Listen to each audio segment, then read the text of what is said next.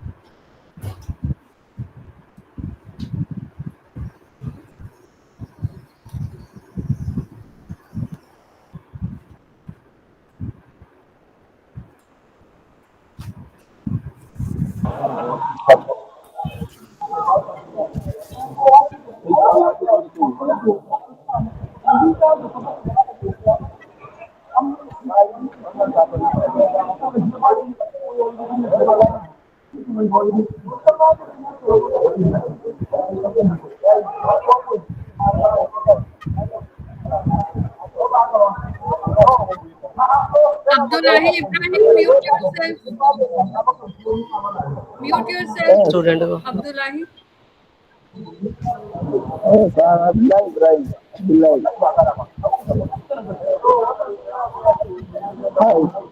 Yanzu na kowa na gani.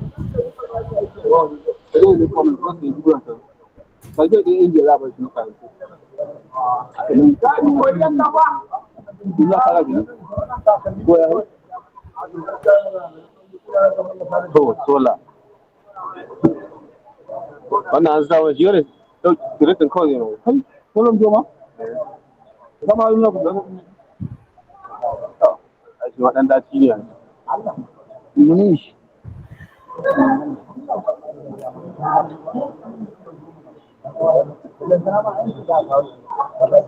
Sir, mute him. I'm not able to mute him and he's not listening to me. Hello, Munish. I'm not hearing you radio. Gola. Har gola. Munish.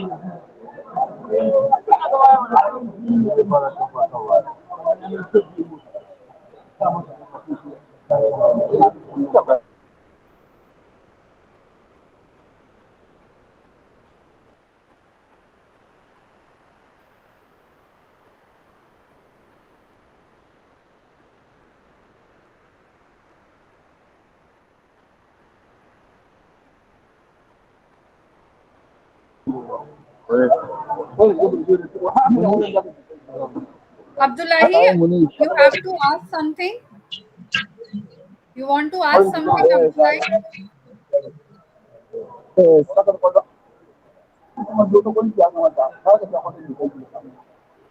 How was the class going, Munish?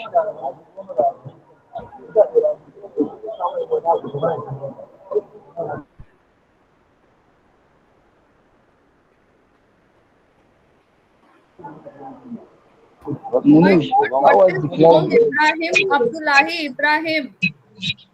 You want to ask something? Yes, I want to ask something. Yes, ask me and you can write it in the chat box or mute yourself. Okay, let me check my hand out. I want to ask something now. Abdullahi, Now, yes. whatever you want to ask, write in the chat box. I'm not able to listen you. I can't hear you, please. Okay, okay,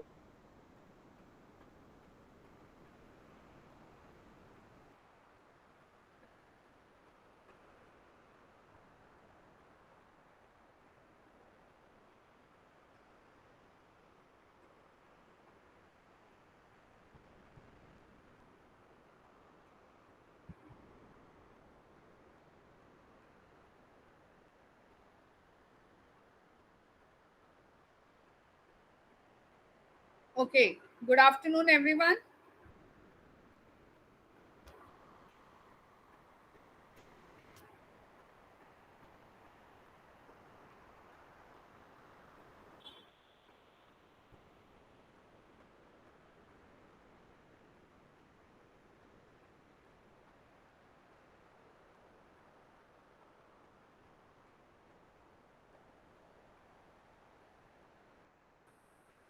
Good afternoon, Francis.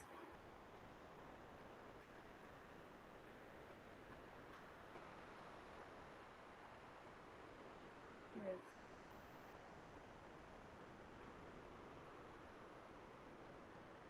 Okay, so I'll continue. Right? Yesterday we did some fundamentals. Okay. I'll take up the next topic today. So I just open my file. Just give me a second. Okay.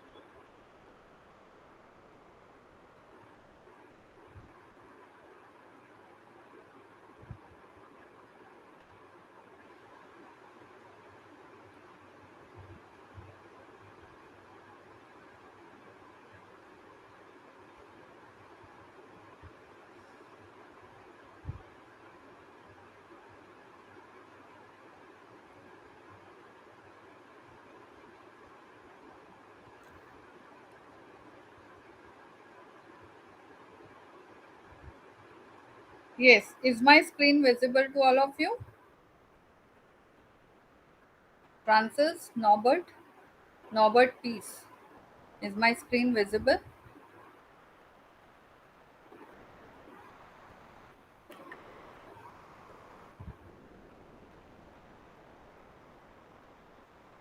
Thank you, Francis, for replying back. Norbert, please, are you able to hear me? Can you hear me?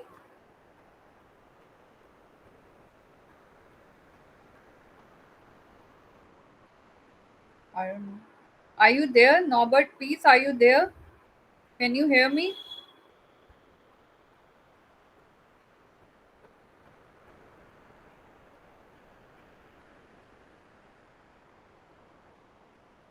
Anyways. Okay, so no, first I'll take another topic. Just a second. First, I'll not teach this.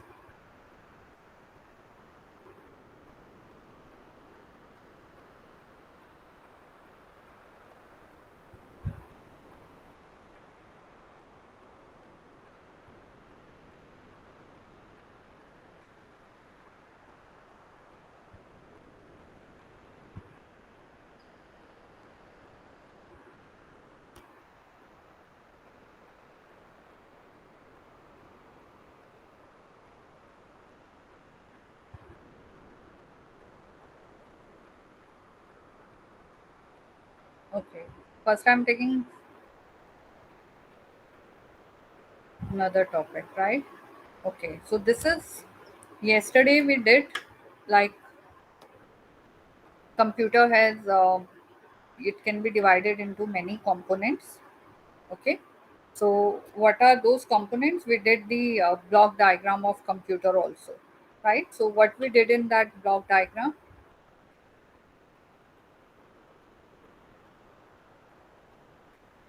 Yes.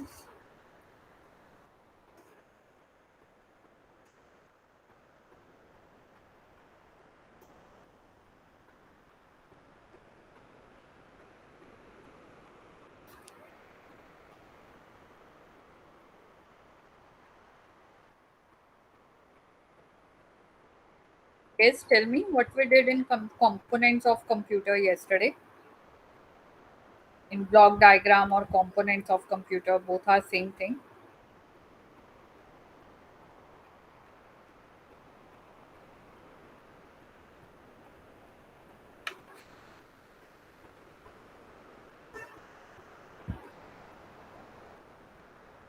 Yes, do you remember, Francis?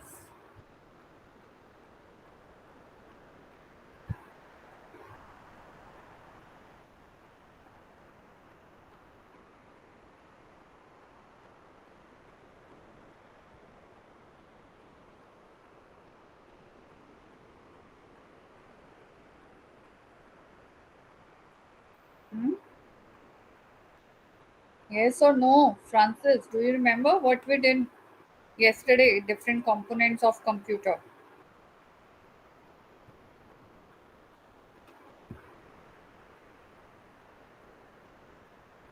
or block diagram of computer.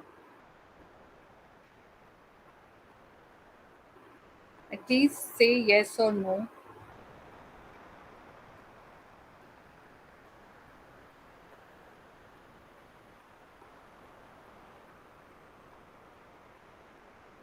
Can you hear me, Francis? Okay. Different parts of computer.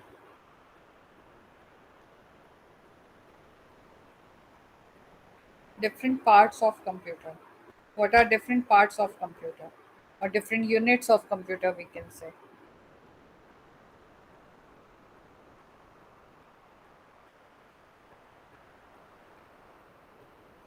Hmm? Because I'm asking you this because from those components we have to start. Yes, Francis, tell me. So, good afternoon, everyone. Hmm. Good afternoon. Yes, as far as I remember, different parts of computers we had. We had a CPU, Right. Uh, we had a keyboard. Hmm. Right. We had a mouse Hmm. and monitor. Hmm. Yes, that's what I can Right. remember. There is one hard disk also. That is Yes, there is also, also this. yes, that is also one part of computer. So basically, all these parts I told you yesterday can be divided in four components.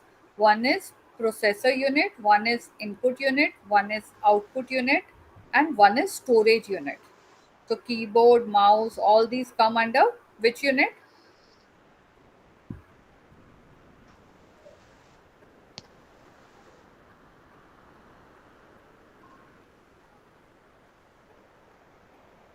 Yes, Francis, I am asking you. Yes, Francis, I am asking you because Norbert is not replying at all. I don't know whether he's there or not. So I'm asking you only. I beg your pardon. I'm asking you what are different in keyboard, mouse come under which category, which unit? They are, they are under input units. Input Yes, unit. they are under input unit. Very good. Right? Yes. Same way, Yes. monitor, printer, they come under which category? Output.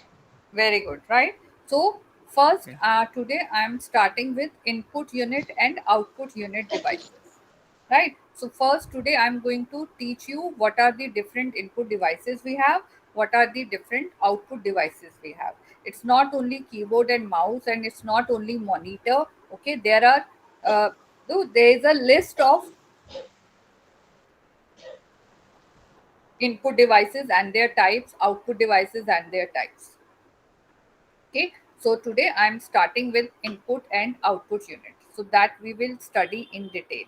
So whatever four units we did yesterday in a block diagram of computer, that there is one input unit, there is one output unit, there is one storage unit, and there is one processor unit. So now we have to study these units in detail. Okay, and all these units are one by one. It's your complete chapter. Am I clear? Yes, ma'am.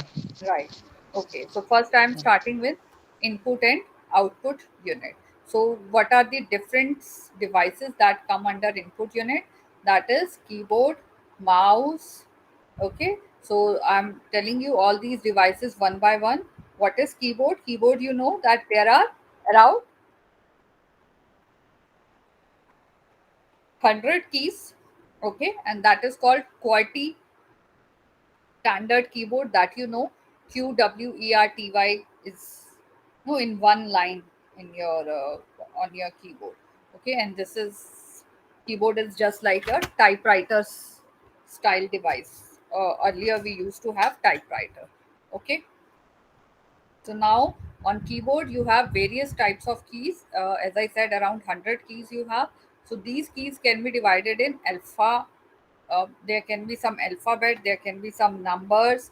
Okay, there can be some function keys, we call them F1, F2, F3. Okay, then third is your navigation keys. Navigation keys is like arrow for up, down, left, right movement. Okay, so all these keys can be divided in these three categories.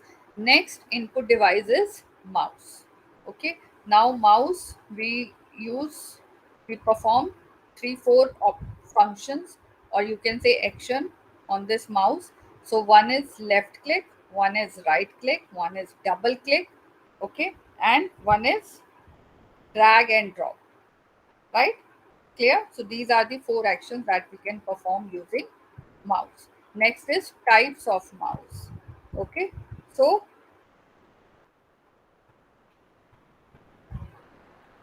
different types of mouse. First, in the beginning, we used to have mechanical mouse. There was a rubber ball inside that. Okay, so using which your cursor could be moved. Okay, next is your optical mouse. Optical mouse is like there is one sensor, okay, which detects your movements, and then it sends that information to the computer. Okay, so there is one LED sensor which will detect the movement. Next is your infrared cordless mouse. You must be aware that nowadays we have cordless mouse also. Okay, and then there is no trackball mouse, like uh, uh, for trackball mouse, rather than you don't need to roll your mouse around. Okay, you just can use your index finger. So you remember there is one button, you can just use your index finger to, or you can say tap on that mouse, okay, or to move your mouse around. Okay, so these are the different types of mouse. Okay, and now we know that nowadays uh, which type of mouse we use nowadays. Yes, Francis, which type of mouse is used nowadays? We use optical mouse. Yes, optical mouse, right? Cordless mouse. Okay, next is your joystick. Where we use joystick, you have seen this kind of input device, joystick. No. This is used in video games. Okay, this is kind of just to you can say like when you play games, so you have to give the direction, you have to move that character, right? So for that, this input device is used basically in robots, in games, in simulators. Okay, so this is just for the movement, left, right, front, back. So this is that kind of device, like we use gear in your cars, right? Like that. Okay, next is touch screen, right? Abdullahi, Mr. Abdullahi Ibrahim, can you hear me? Yes, I'm hearing you. Yes. So please, there is so much noise coming from your side. Please keep yourself mute. If you have to ask something, okay, then unmute yourself, or you can write that in chat box. Otherwise, so much noise No, is I'm coming seeing from the anything. background. Keep I'm see- yourself mute, please. You want to ask something? okay. No, I'm seeing anything. Continue. Then continue teaching. Yes. So because your voice is very low, but your background noise is no, we are getting so much background noise.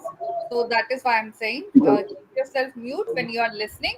When you have to ask something, that time you can open your mic, or you can write your query in the chat box. Am I clear, Abdullahi? Okay. Okay. Okay, I'm on the field. Yes.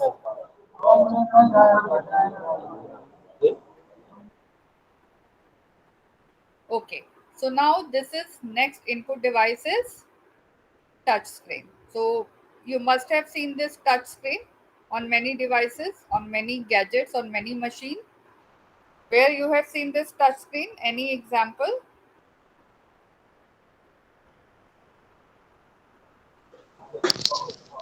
Okay, I I want have to ask something. Hmm? Sorry, come again. Please, I did not have that PDF. How could I get it? I'm not able to listen you. Your voice is very low and background noise is very high. I don't know what to do. I can't hear Okay. you. Francis, if you can understand what he's saying, please tell me. I'm said I did not have that PDF. How could I get it? What? What you don't have? I did not have that PDF for online teaching. I did not have it. How could I get it? Can you write in the chat box? Sorry, I'm not able to understand what you are asking. What you don't have, how you can get it. Please write it in the Okay. chat box. Okay.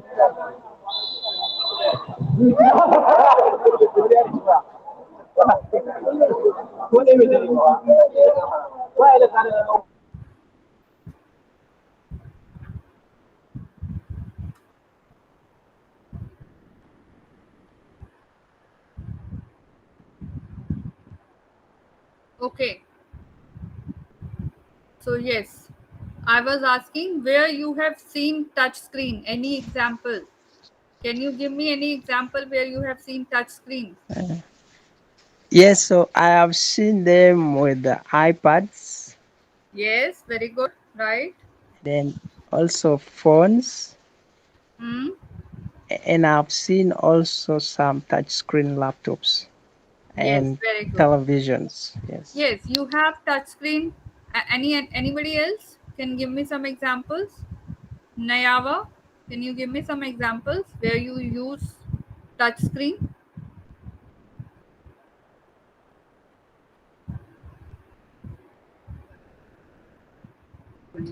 On an iPad. Yes, on an iPad. Other than that,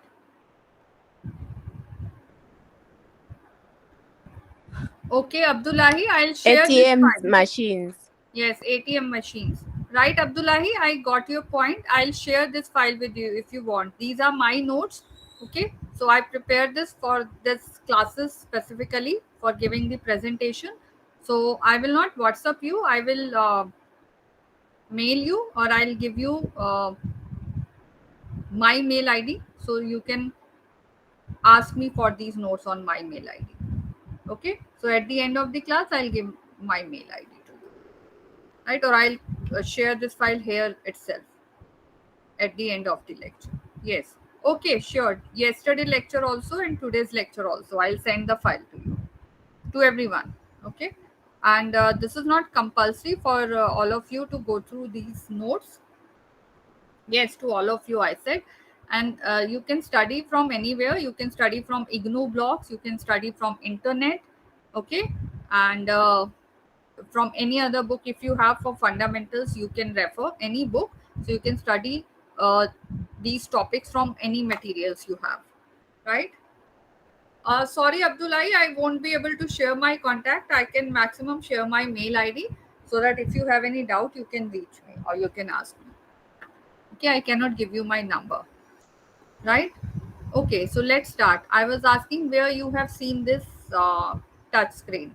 So you are saying iPads and all, right? You have you use this touch screen on your cars also, right? Nowadays you have this touch screen music system in your cars. You see these touch screen nowadays in every device, in your microwaves, also in your washing machines also. There is some not washing machine, but like ATM machines, and so many places you use this touch screen nowadays, right? So this is that touch screen is also kind of your input device, because you can give input directly on the screen, right? You are not using mouse or keyboard, you are giving input directly on the screen. Okay, so there are many kiosks nowadays, like in hospitals or many places where you want to purchase something, so you just no, for trains also you have these kinds of machines. So you just touch that machine, it will take that value, and it will give you that packet of chips or cold drink, whatever you want. So for trains also, sometimes we have those kinds of cards. So you just have to enter your cards, and it will you can fill that money on that card using that kiosk machine. So this is basically, this touch screen is used at many places nowadays. So this is also one of the input devices, right? Next input devices is pen, right? So you must have seen this pen, which most of the times it comes with your mobiles also, right? So using this pen, you can give the input on the screen. Just a second, guys. Just a second.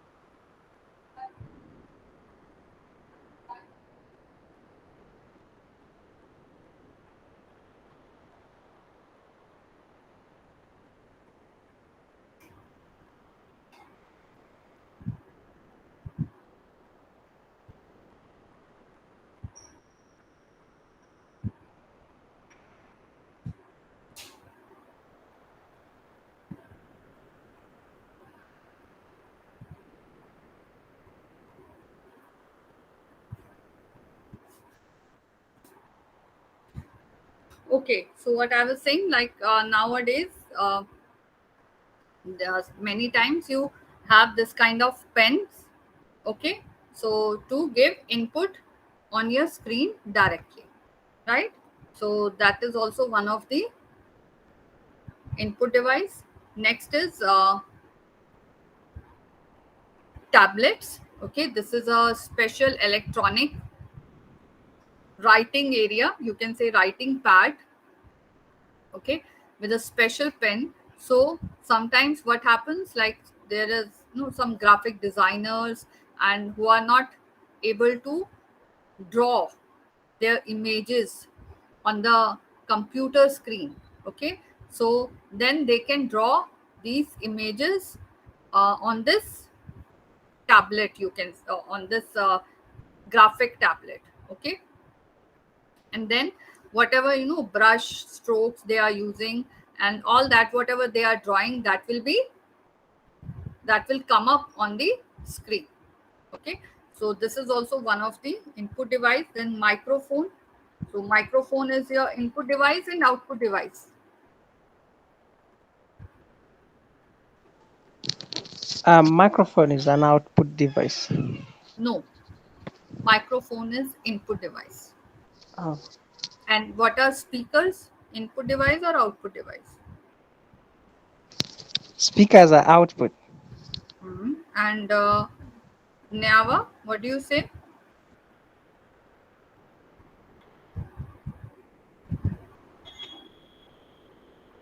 So microphone is your input device and speakers are your output device. Okay, so this microphone is, as I said, this is one input device. Then again we have camera. What is camera, input device or output device? Digital camera.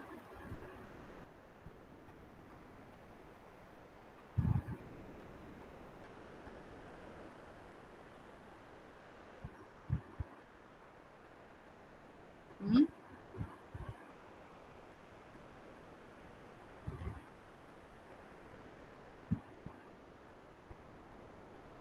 Don't you use digital cameras nowadays? You have digital cameras.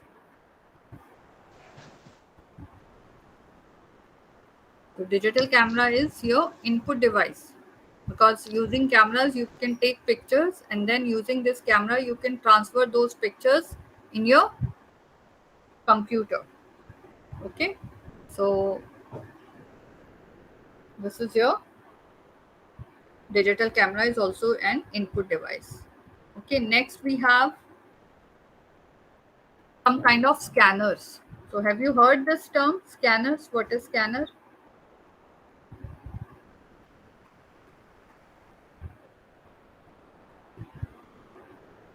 Yes, you heard this term, scanners?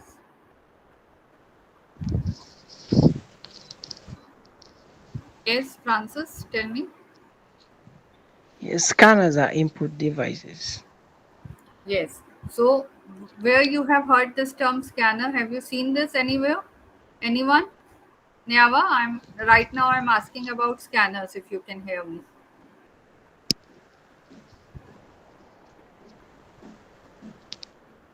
Yeah, I have seen them in libraries and offices. Yes. So there are different types of scanners. Okay. Abdullahi, you must be having this notes on your LMS or on the online. You can go and get these notes. Okay. I mean, not my notes, IGNU material that you can get. So you can study from that material also, or if you want, I'll send you my notes also at the end of the class. Okay. Right. So I'm saying there are different types of scanners. They are also input devices, right? So first type of scanner I'm telling you is MICR. What is that? Magnetic ink character recognition. Okay. So what is magnetic ink? This is a special kind of ink which you use in banks. Okay.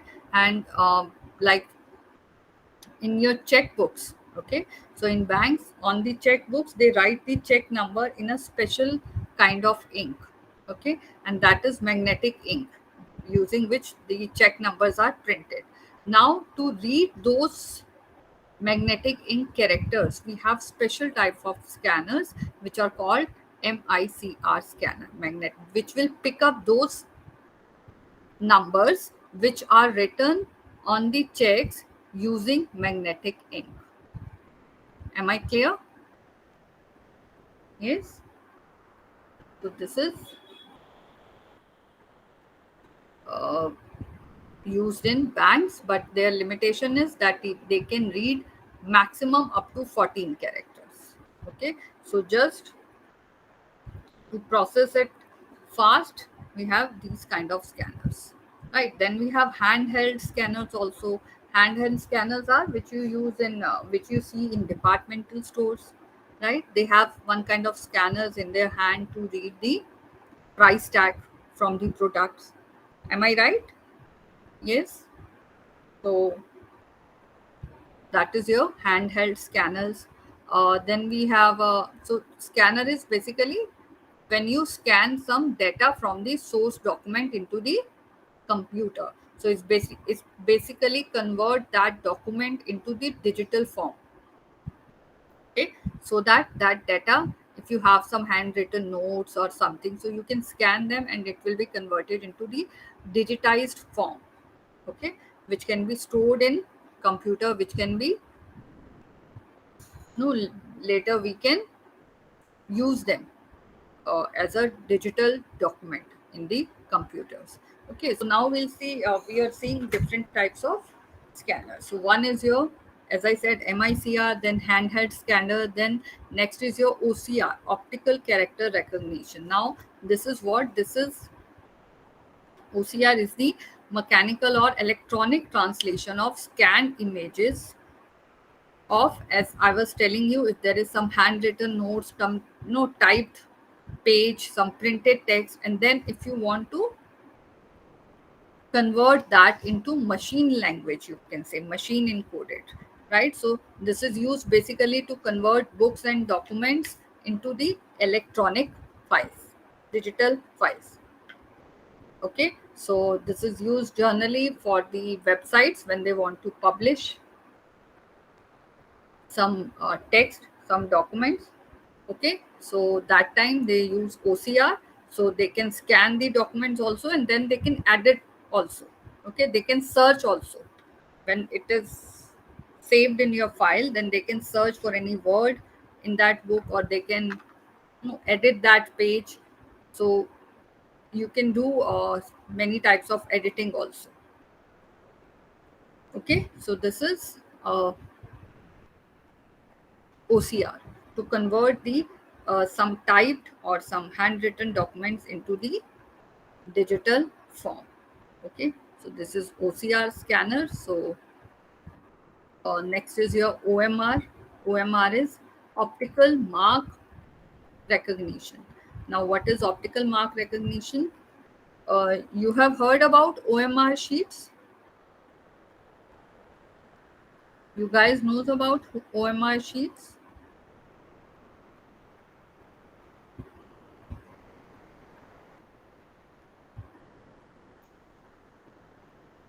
Yes. No, you haven't heard it. Like for many places, when you give exams, so there you have this, what do you say, objective type papers. You have given some exams where you have to just circle the, fill the circles or fill the squares. They are called objective type papers. Have you heard about it? Have you seen? Have you taken some exams, objective type exams? Yes.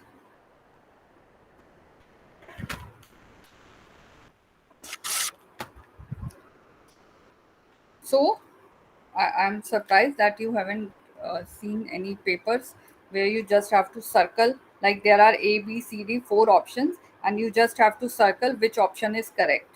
Okay, so this is multiple choice questions, also we call them, or we call them objective type paper. So there you have multiple choices, and only the right choice you have to fill that circle or fill that square. Okay, so that is called OMR sheet. Okay, and now for objective type papers, when students are just filling the circles and squares, whatever, so there is a special kind of scanner which will check these OMR sheets.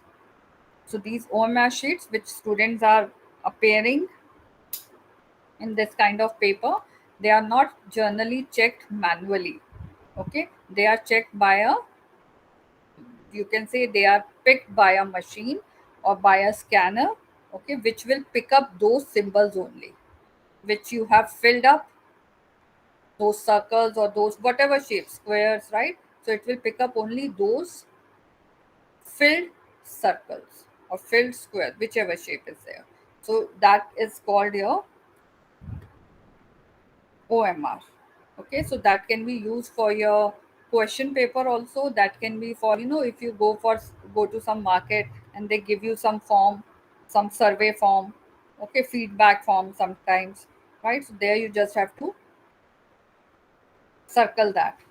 Okay, so those sheets are picked up by OMR scanners, optical mark recognition.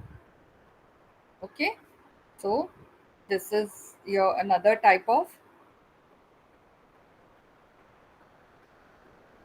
scanner. Next is your barcode. As I was just saying that that in departmental store or showrooms, you have, like, whenever you purchase something, there is a bar behind that product, okay, which tells them about its price. Okay, so for that they have some special kind of scanner and they read that barcode, okay, where the price of that product is printed in that barcode. Okay, so for that they have this special kind of scanner which is called barcode scanner. Am I clear? So these all are the different input devices. So just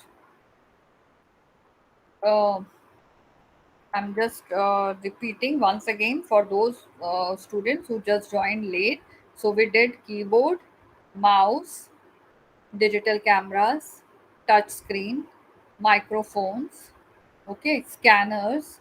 So these all are different types of input devices. Joystick, we did joystick also. Okay, so these all are the different. Light pen, there is one light pen. So these are the input devices that I just explained. Okay, so next part of computer, what we did yesterday, that there are different components of computer. So first component is input unit. Now next I am telling what is the next unit, next component of computer. What we did, Francis? Uh, Processing unit. Processing. And after input we have one output unit also, Yes. right? We have output unit also. Yes. So now I am going to explain the different output devices. Okay, then after that I'll come to the processing unit, right? So first I'm going to start with output devices. Now tell me what are different output devices names, and we did different types of scanners. We did OMR, OCR, barcode reader, or we can say handheld scanners. Okay, so these are the different types of scanners we did in input devices. Okay, this can be asked in your exams. Different input devices or different types of scanners, right? Yes. Now tell me the names of some output devices. What different output devices you know? Yes, Francis, go ahead. So some of the output devices we have speakers, Right. and we have printers, Very good. we have monitors. Right. Good. Good. Uh, yeah, that's what I can say. Yes. Zumana, you are listening to me? What I am asking? Can you hear me, Zumana? You are not answering. Why you are not answering? I want all the students to be, no, responsive. So, okay. Okay, so what I was saying, different output devices.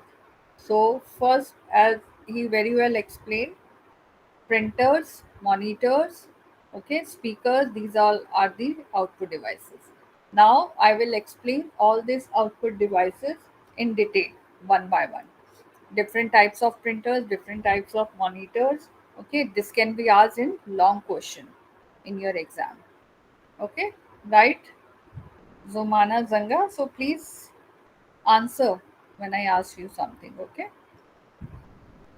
So now, first of all, output devices can be divided in two categories: hard copies and soft copies. Okay. So what is hard copy output and what is soft copy output? Any idea?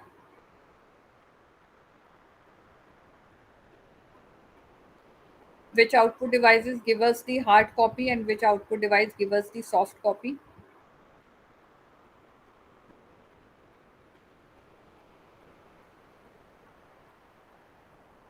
Any idea?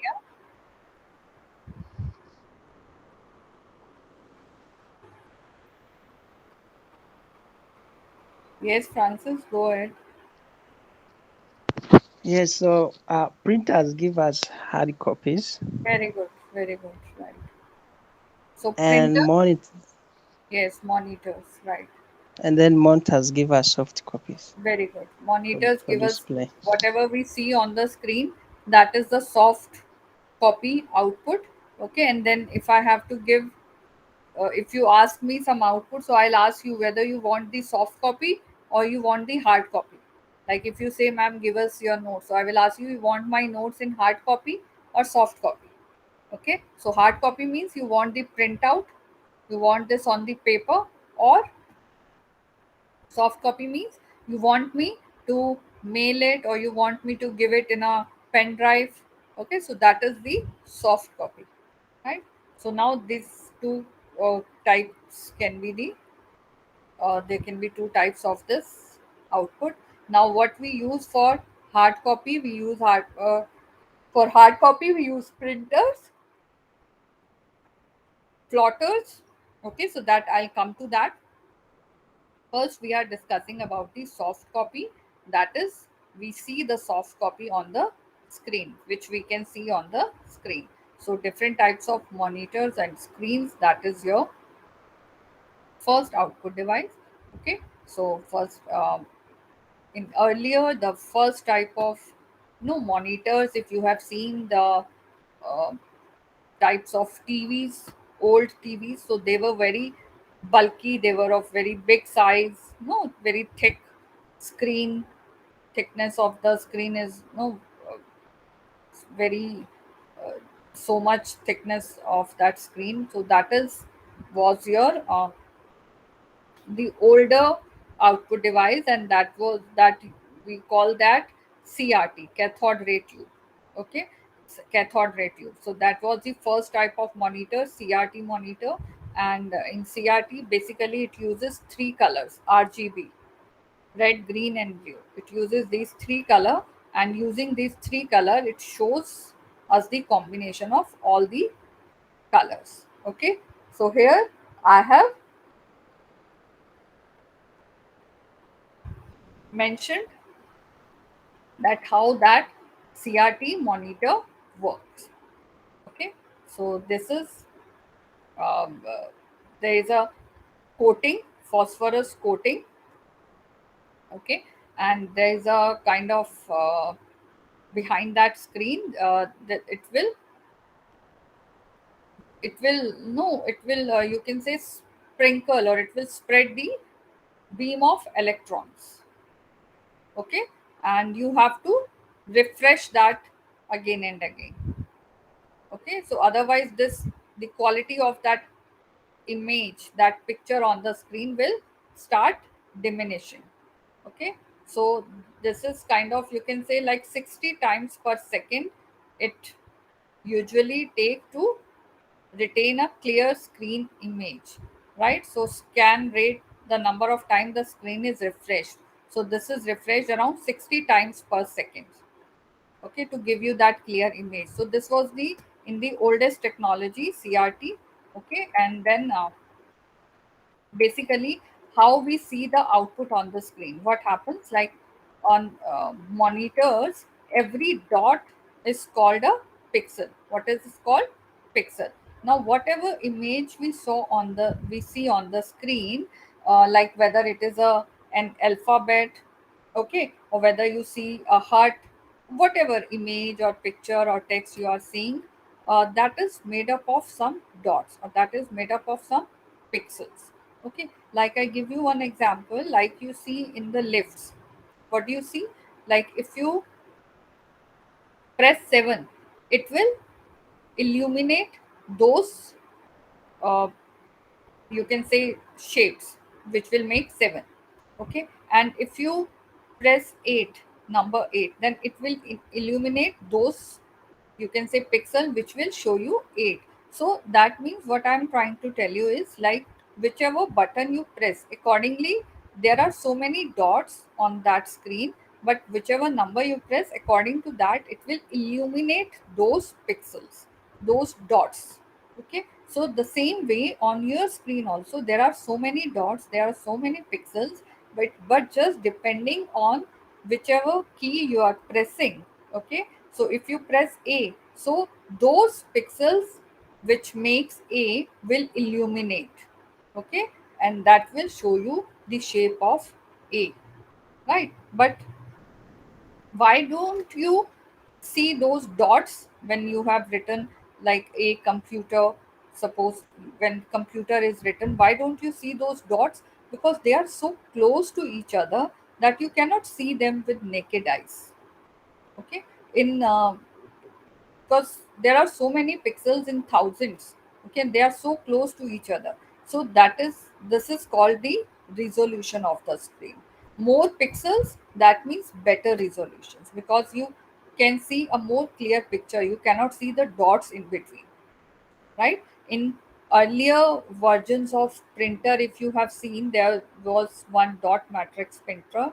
Okay, and where the first type of printer, so where we could see the dots when it is giving me the print of any text, any material, so I can see that how that shape is made using those pixels. I could see that because in those no older versions, number of pixels were very less, so there was some distance between them, so we could see them. But nowadays there are more pixels in the new technology. They are coming up with more pixels. More pixels means better resolution. Better resolution means you cannot see those small dots that make the image.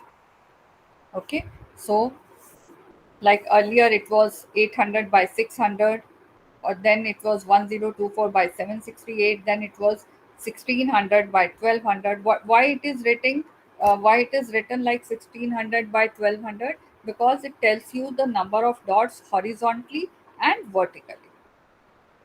Okay, horizontally and vertically, it tells you the number of pixels. Okay, so more the pixels, sharper the image. Okay, so this is and then yes, we use video cards also. You have must have heard about it, graphic card, or we call it video card. Okay, so which gives you a better which helps you in giving the better resolution. Okay, or better image, you can say, right? So this is about the and different types of cards. Yes, then we have different kinds of cards also. First we had CGA, color graphics adapter, then we have EGA, then latest was VGA. Okay, so it is increasing by more pixel. Then we have SVGA. Okay, so these are the more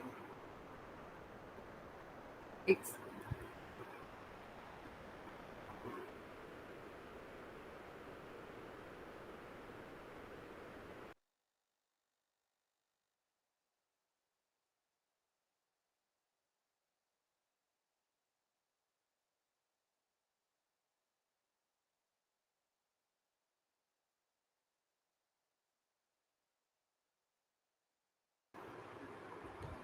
So yes, I was saying that this is how we have more pixels, which gives you better resolution. Okay, and then we have cards also, which are called visual display adapters, or we call them graphic cards. Okay, so these graphic cards have separate processor or separate memory, which helps in generating graphics. Okay, so if you want to see better graphics, you have to use a better advanced graphic card in your on your system, which you can say you can insert it on your motherboard.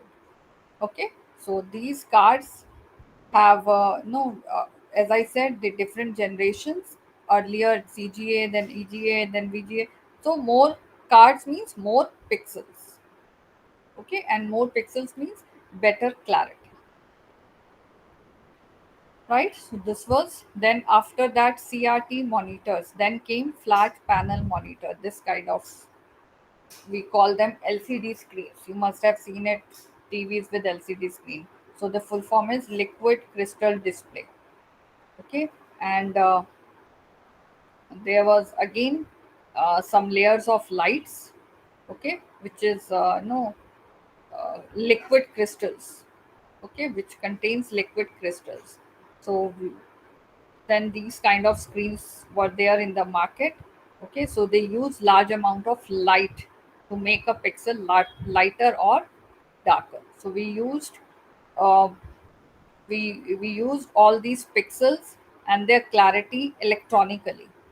Okay, so there were some liquid crystals, right?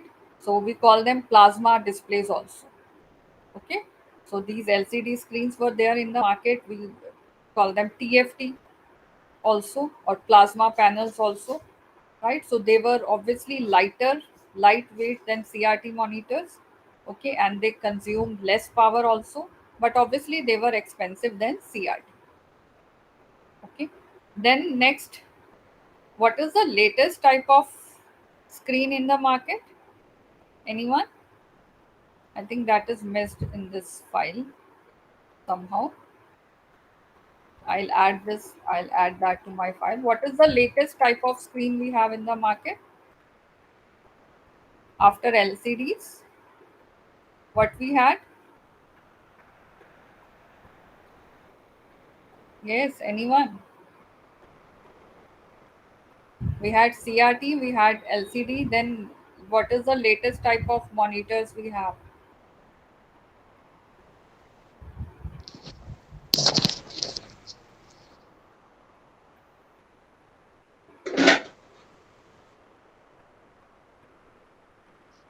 We have paper screens. We have LED screens. Have you heard this term? Nowadays we have LEDs. I mean, we have better than that, but after LCD, we had LEDs in the markets. Have you heard this term? Hmm?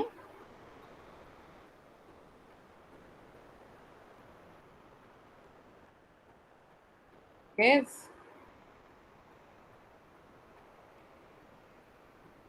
Anyone?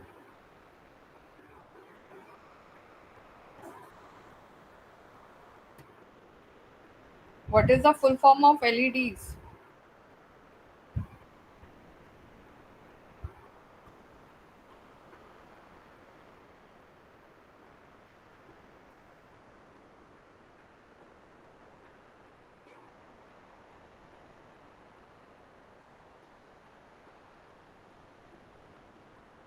Yes. Is my screen visible? No. Is my screen visible? No, mom. Okay, now it's visible. Yes, tell me. Right? We have LEDs. Have you heard about it or not? Have you seen it in the market? Why it's not visible? My screen is not visible? Yes? No, mom, it's not visible. Okay.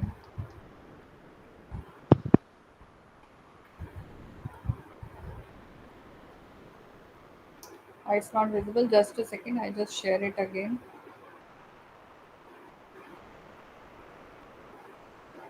Yes, I'm asking LEDs are light emitting diodes. Okay, that is the technology in TVs after LCDs that came into the market. Okay, so light emitting diodes means, oh, I've wronged. I've sorry, I have shared wrong file. Wrong PPT.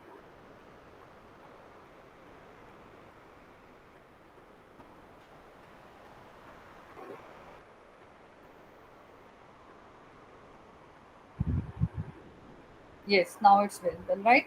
So after CI, first of all, we had CRT types of monitor, this kind of monitors, which were very bulky. Okay. Then we had LCDs. Then we had LEDs. Okay, light emitting diodes. So that is the, you can say, the latest technology, like where the it no it emits lights. It emits lights when you when there is a current. Okay, so when there is a current, it emits light. So that is the latest technology we have in our TVs. Okay, after LCDs, right? Just a second.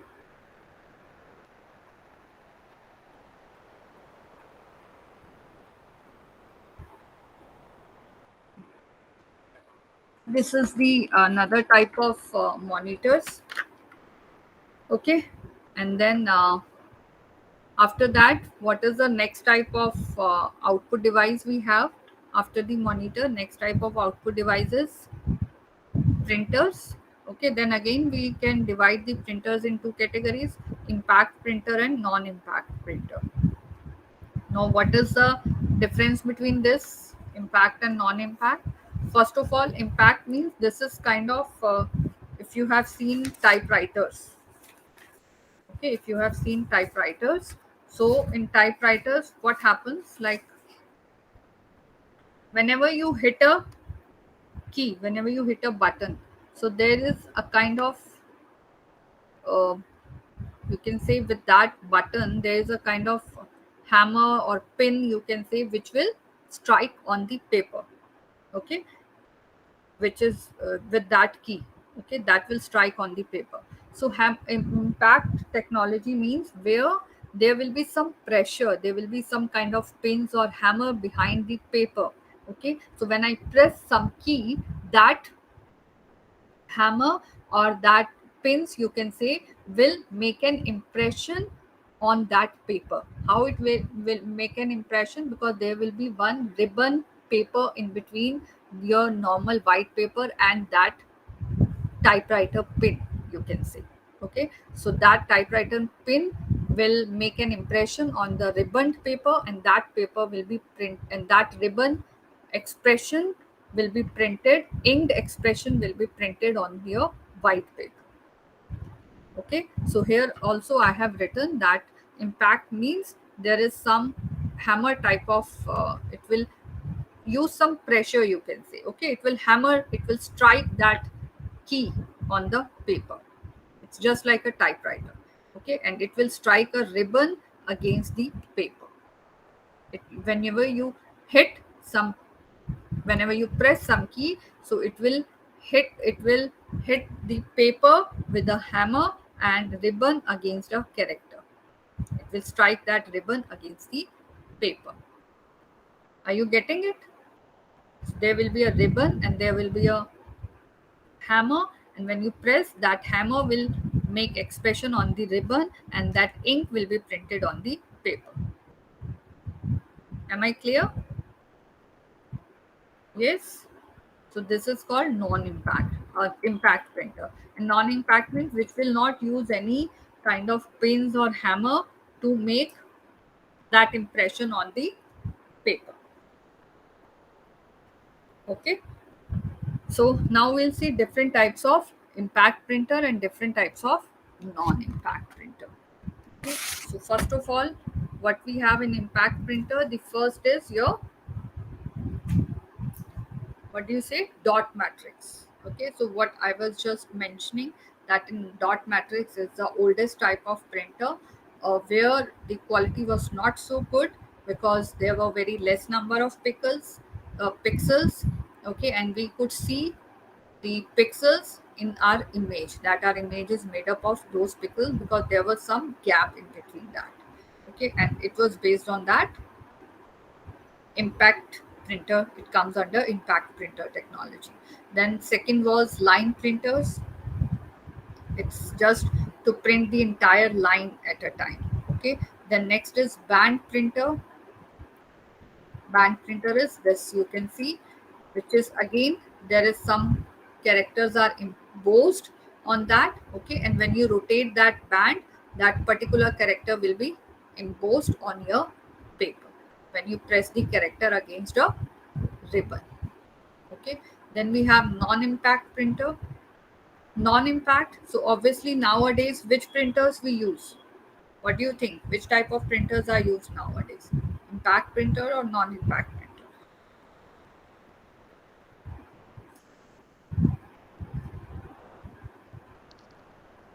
Yes,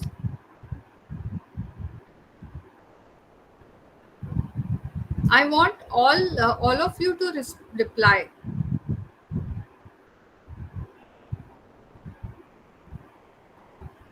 I want all of you, Neava, Zomana. I want all response from all of you. And this student, what is his name? Norbert Peace. I think he's not there at all. He's not listening to me at all.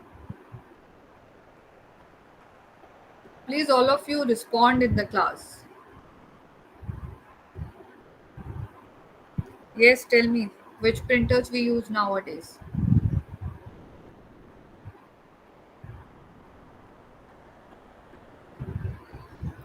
Yes, please go ahead, Francis. Tell me which type of printers are used nowadays. Nobody else is bothered to reply, actually. And if you don't know, please answer. Yes, yes, Zumana, right. Laser printer. Okay, good. Yes. Okay, so latest is laser printer. They all come under non-impact printer category. We use ink printers also, inkjet. We call them inkjet. We call them laser. So the latest is laser printer, which gives you the best quality, which is the obviously expensive also. Yes, Francis, you want to say something? He has left. Okay, then we have inkjet printer. Okay, where if you must be aware, like you have to refill that ink. Okay, you have to refill that ink, so that is your inkjet printers. Okay, and these are the uh, comes under non-impact printer. Then next is your plotter. What is plotter? There is one printer and there is one output device called plotter. What is plotter?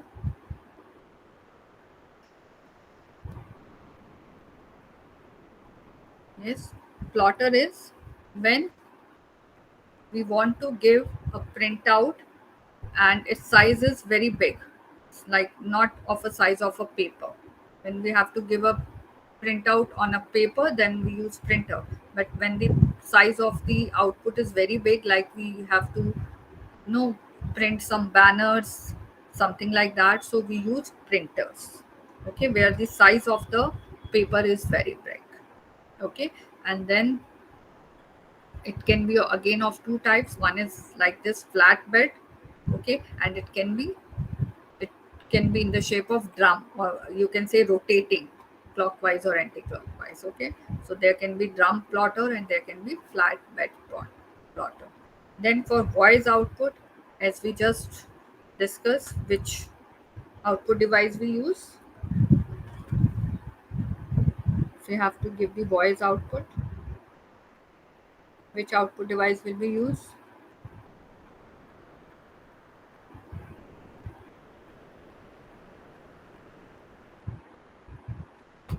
Yes, Zumana.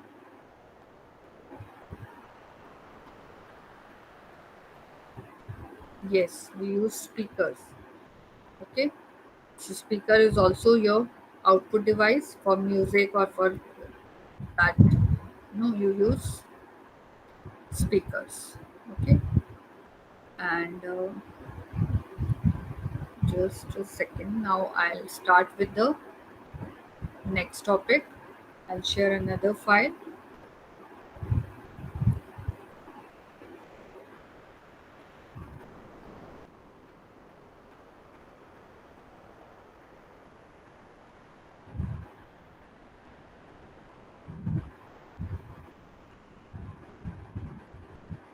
So I think there is two things like in voice output.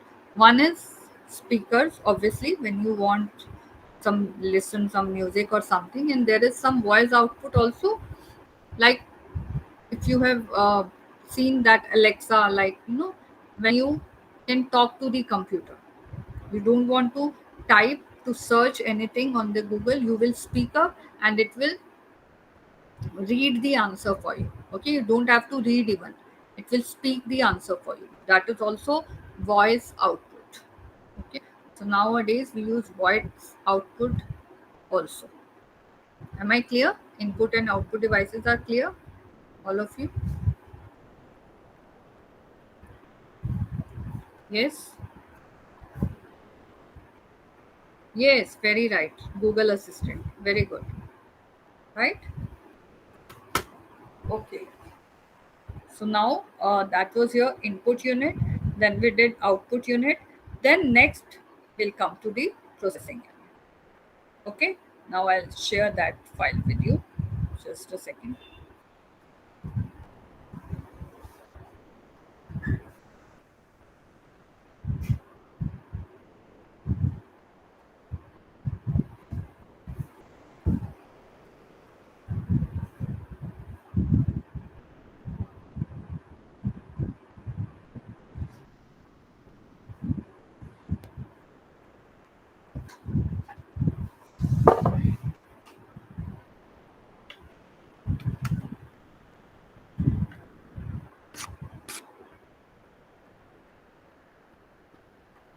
Okay, so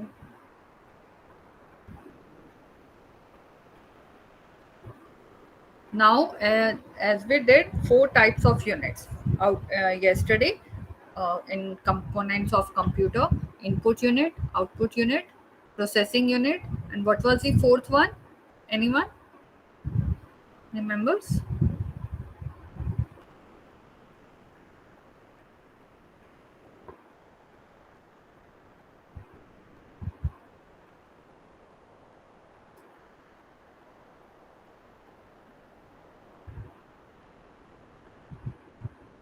What is the fourth unit? Input unit, output unit, storage unit, and processing unit. Okay, so now two units we have completed: input and output unit.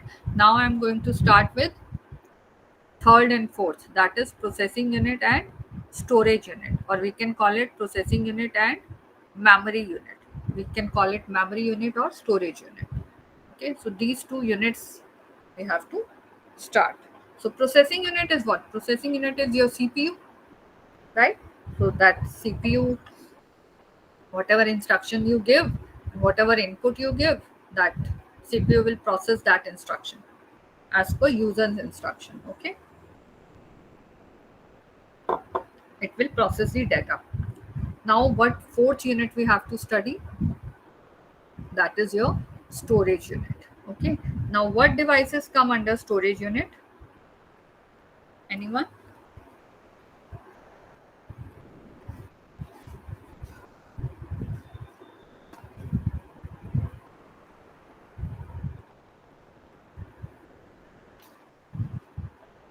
Yes, yes, you will get this PDF, Abdullahi Ibrahim. How many times you will ask? What I am asking, reply that first. I'm asking what are the different storage units you know. Tell me the names of some storage units.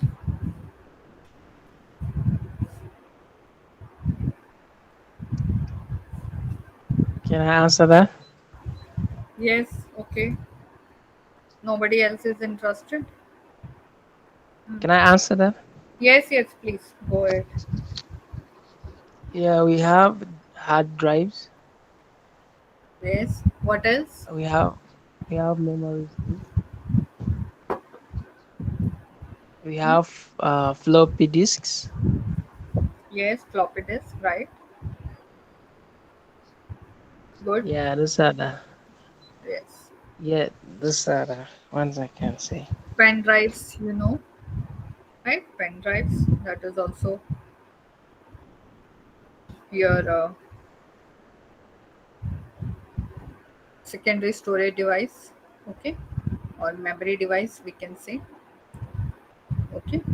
So now we'll study all the storage devices. What are different storage devices, how they work, how they store the data. This we will do in detail. Okay. So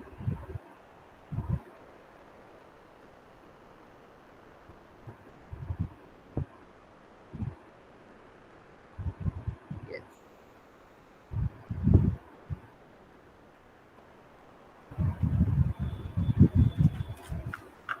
And today you have one more class with me, right? That will be your lab. We'll starting with lab. After this class there will be a break of 15 minutes and then we'll start with the lab. So in this CIT1 we'll be doing the theory, the fundamentals of computer, and in lab we'll start with the MS Office practical. Okay, and I want all of you to sit with your laptops in the next class with me. Okay, so that whatever I'll be teaching you, I want you to do the same thing on your computers and then you can show me. Like I'm sharing my screen, you will share your screen and show me how you did it. Okay, so I'll be showing you the steps and then you will do that and show me the output. Is it clear? Zomana, Francis, Nayava, am I clear? Yes, mom. Yes, So mom. the next class, be ready with your laptops. You have to perform whatever I'm doing on my system. So you have to do on your systems. Yes, Nayava, tell me.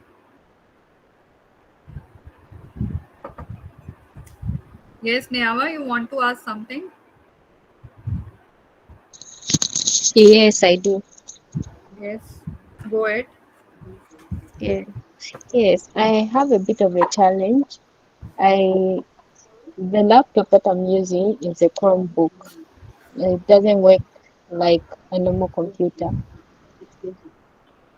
You're using a tab, you are saying. Chr- I'm using a Chromebook. Okay. So it must be having some MS Yes. Word, MS Office. Sorry? It must be having some MS Office software. I will have to check. I can check through. Hmm. You can check MS Office, and if it doesn't have, Mm, you try to install it or try to arrange a system which has MS Office, because we have to do practical on MS Office, MS Word, MS. I'll start with MS Word.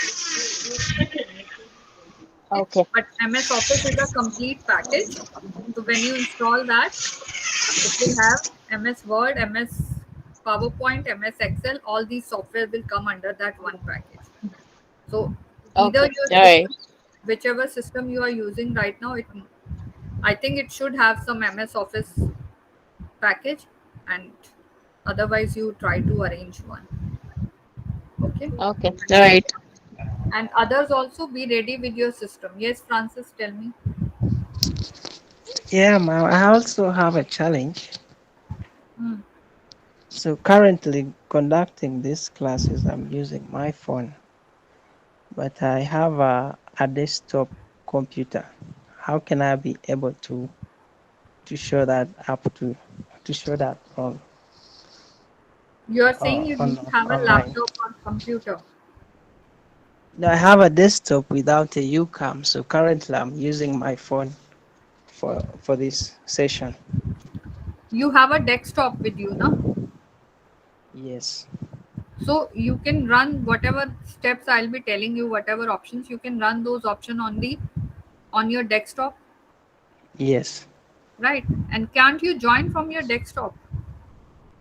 No, I cannot join from my desktop because I have no UCAM device. Why you can't join from desktop?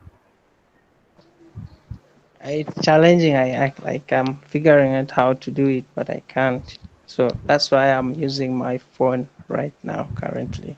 Okay, see, there is one link. The university must have sent you one link, Google Meet link. That same link you have to open on your desktop. If it is connected with internet, it has the internet connection. No? So first it should have internet connection. Then you can open that link, Google Meet link, and then it will be, you can join the same way like you have joined from your phone. Okay. Okay. So first connect your desktop with some internet, and then Mm, type that link, and you can connect from your desktop also. okay, please. Okay. So Thank you. in whichever way, be ready with that MS Office on your system. Nayava, you too, Okay, and Francis, you too. Okay. thank you. Right. So only then it will be useful. Like if I'm, whatever steps I'm telling, if you are doing it along with me, it will be more useful. Okay. Okay. So now I was saying that we have to start from the memory unit. Okay. So yes, just a second.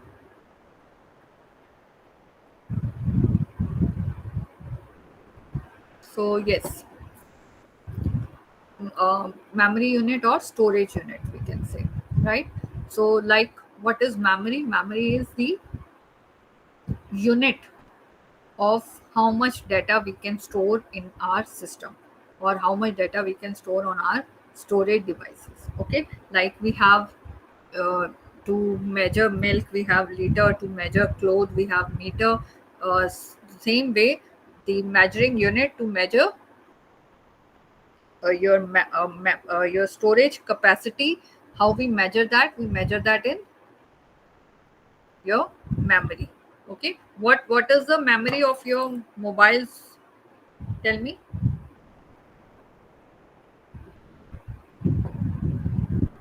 When you buy a mobile, you, it tells you that how much memory it has, how much memory your mobiles have.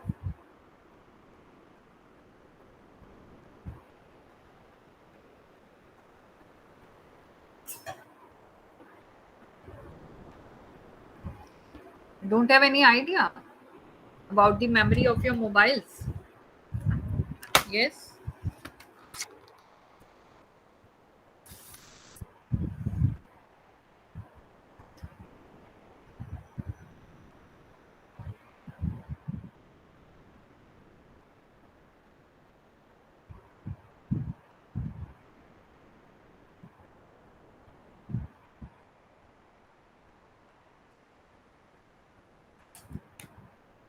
Strange, anybody, nobody knows the memory storage of your mobiles?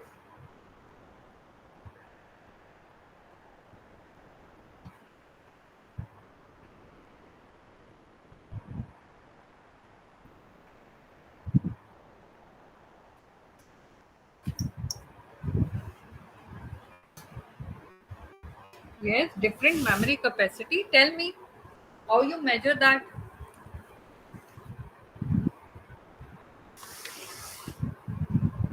How you measure that? How do you say that my memory, my mobile has this much memory, or my system has this much memory?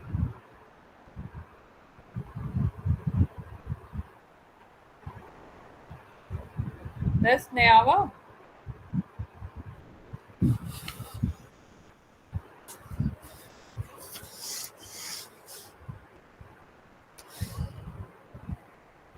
Yes, right.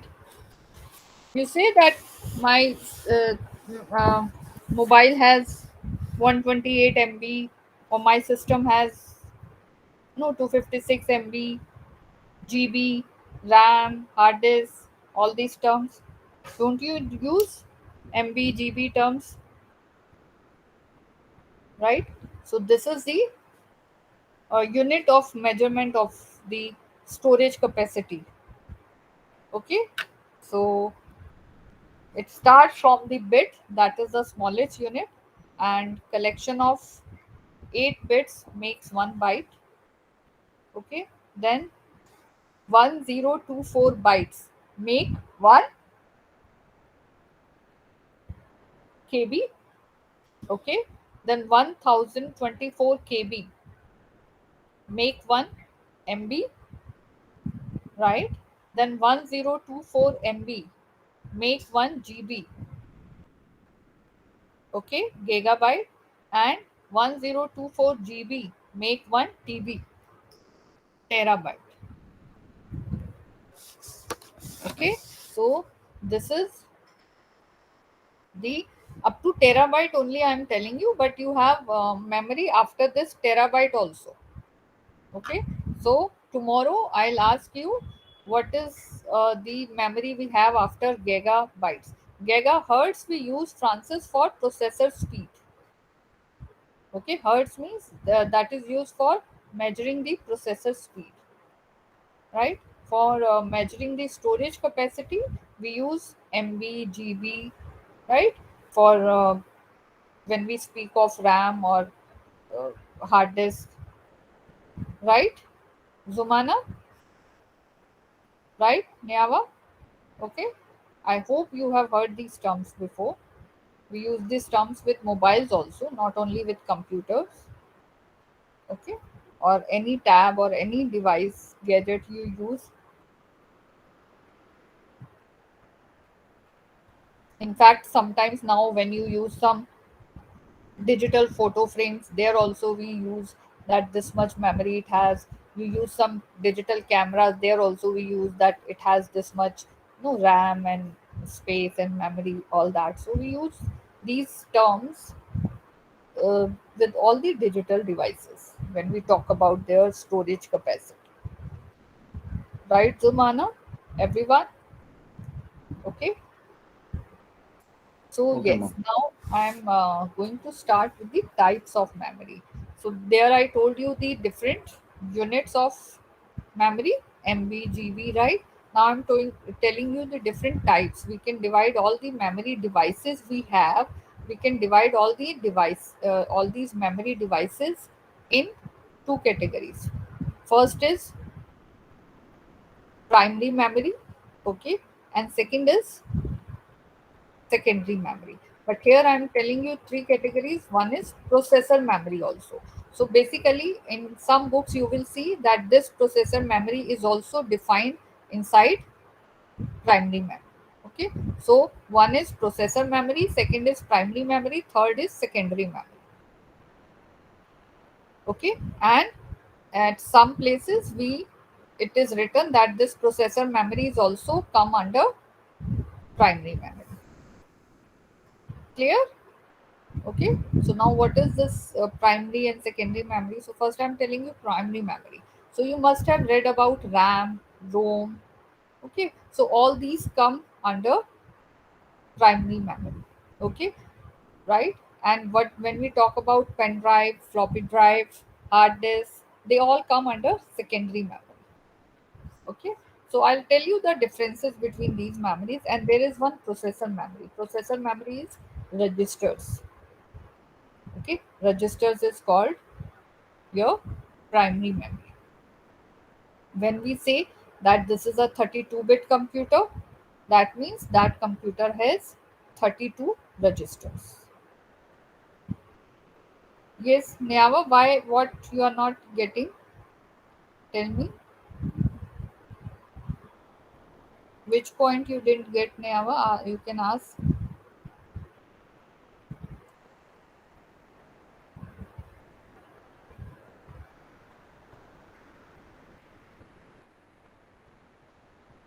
Okay, I'm just starting. I'm going to discuss all these points in detail.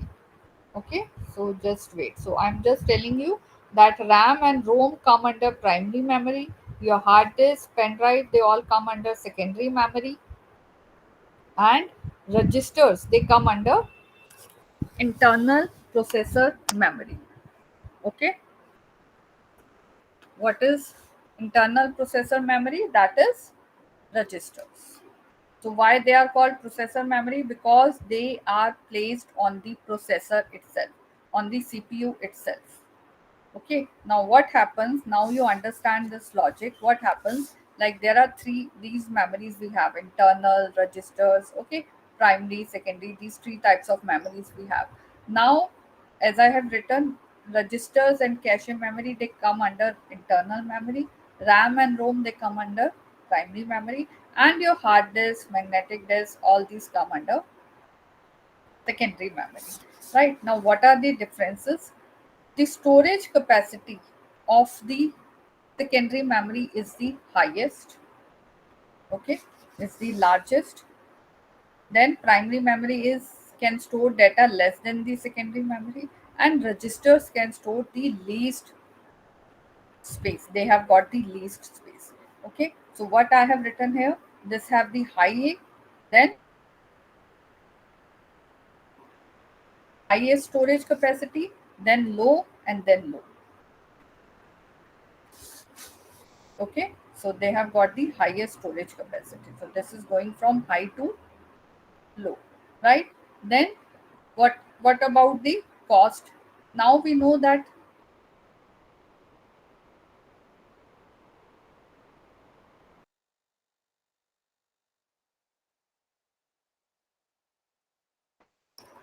What do you think? What is more expensive, hard disk or registers?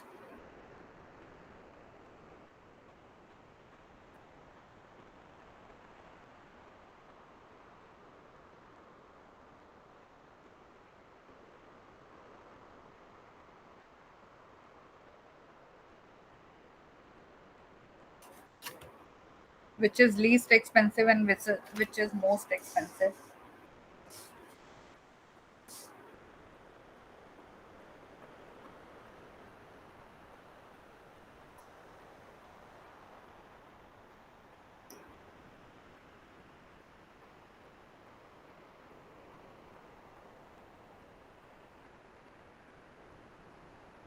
No idea.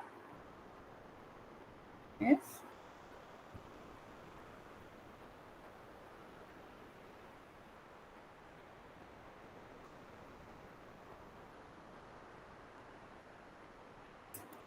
See, nowadays hard disk you get hard disk in not only in GB, you get the storage capacity of hard disk in TB even. Okay, that is, as I said, you will study the more storage unit after GB, and you will explain it tomorrow. Okay, you guys will explain. So TB is also one storage unit, okay, greater than GB. So that hard disk is very cheap nowadays. Okay, and no, you get so much of storage space in GB, TB in very less amount, right? But RAM is more expensive than secondary memory, though its storage is less than the hard disk. Then why this is expensive? Then registers are most expensive than RAM also. Okay, but they have the data storage only in few bits, only in 32 bits you can say, or 64-bit only. Okay, but they are most expensive. So this is what I am asking. They are least expensive and their storage is highest. They are most expensive and their storage is lowest. Why? Yes. Why? Because of their speed. Hard disks have got the maximum storage. They are very cheap because they are very slow. Why they are very slow? Because when CPU has to process some instruction and it has to pick up some data, right? Now, when it will pick up the data from the hard disk, it will take the maximum time. Okay, it will take some long time to access the data from the hard disk. That is why they are slow. Then, faster than that, the processor can pick up the data from the RAM. The processor can pick up the data from the RAM faster than the hard disk. Okay, so that is why they are expensive than hard disk. Though the storage of RAM is less than hard disk. Storage of RAM is less than hard disk. Even then, it is more expensive because it is faster than hard disk. Faster means CPU will pick up the data from RAM quickly than the hard disk. Okay. Then cache memory or registers. These memories are placed on the processor itself. So they are the fastest. That is why they are the most expensive. Though the storage in registers is very less, it's only few bits. Okay, only in it can be 32 bit or it can be 64 bits only. Not even a byte. I mean, less than a byte, you can say 4 bytes or 8 bytes. Okay, but still it is most expensive. Why? Because they are fastest. That is why they are costliest. So that is why you can see the cost is from here low to high. Why? Because they are slow to fast. So this is the fastest. That is why they are the most expensive. Even though the data between them, the storage capacity of registers is the least. Am I clear? Yes. So these are the three types of memory. We can divide our storage devices in these three types of memory. Processor memory, they are the fastest and they are the most expensive. Then in primary, we have RAM and ROM, okay, which is faster than hard disk. And then secondary memory, this is the least expensive but slowest, and it has they have largest storage capacity than this primary memory also. These differences are clear. What is the difference between primary, secondary, and processor memory? Yes. Then I will come to their parts and their detailed explanation.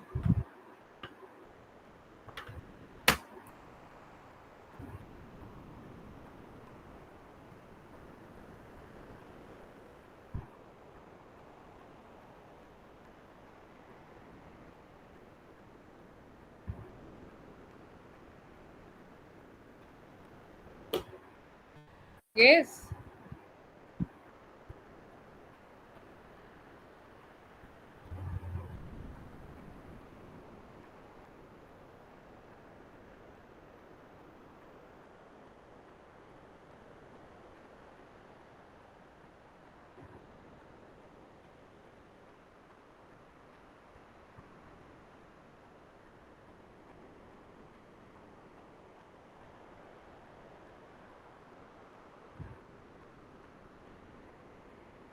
Please tell me, did you get it or not?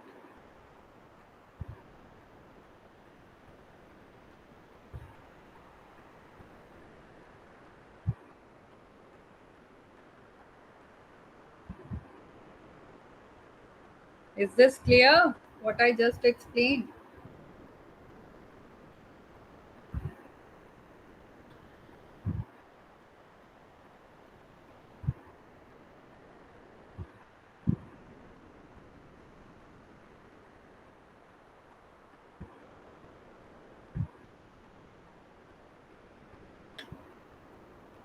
Yes, Niava, what is your doubt? Ask me. No, you are just saying no and you are not asking what is your doubt. Oh, Norbert, please, are you there? Are you listening to me? Why you were not replying then? Niava, you have to ask what is not clear. Which point is not clear? Zumana, did you get me? Francis?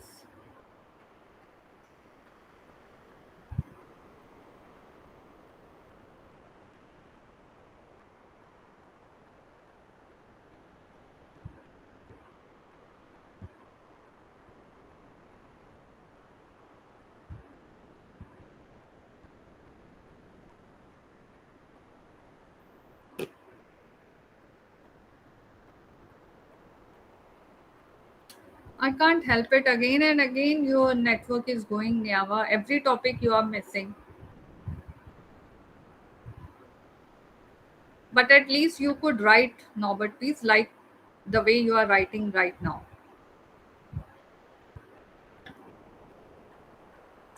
Okay, so this is the memory hierarchy from fastest to slowest, from most expensive to least expensive. Okay, but from high storage to low storage. So this arrows I have shown from high to low, from speed, slow to fast, and for cost, low to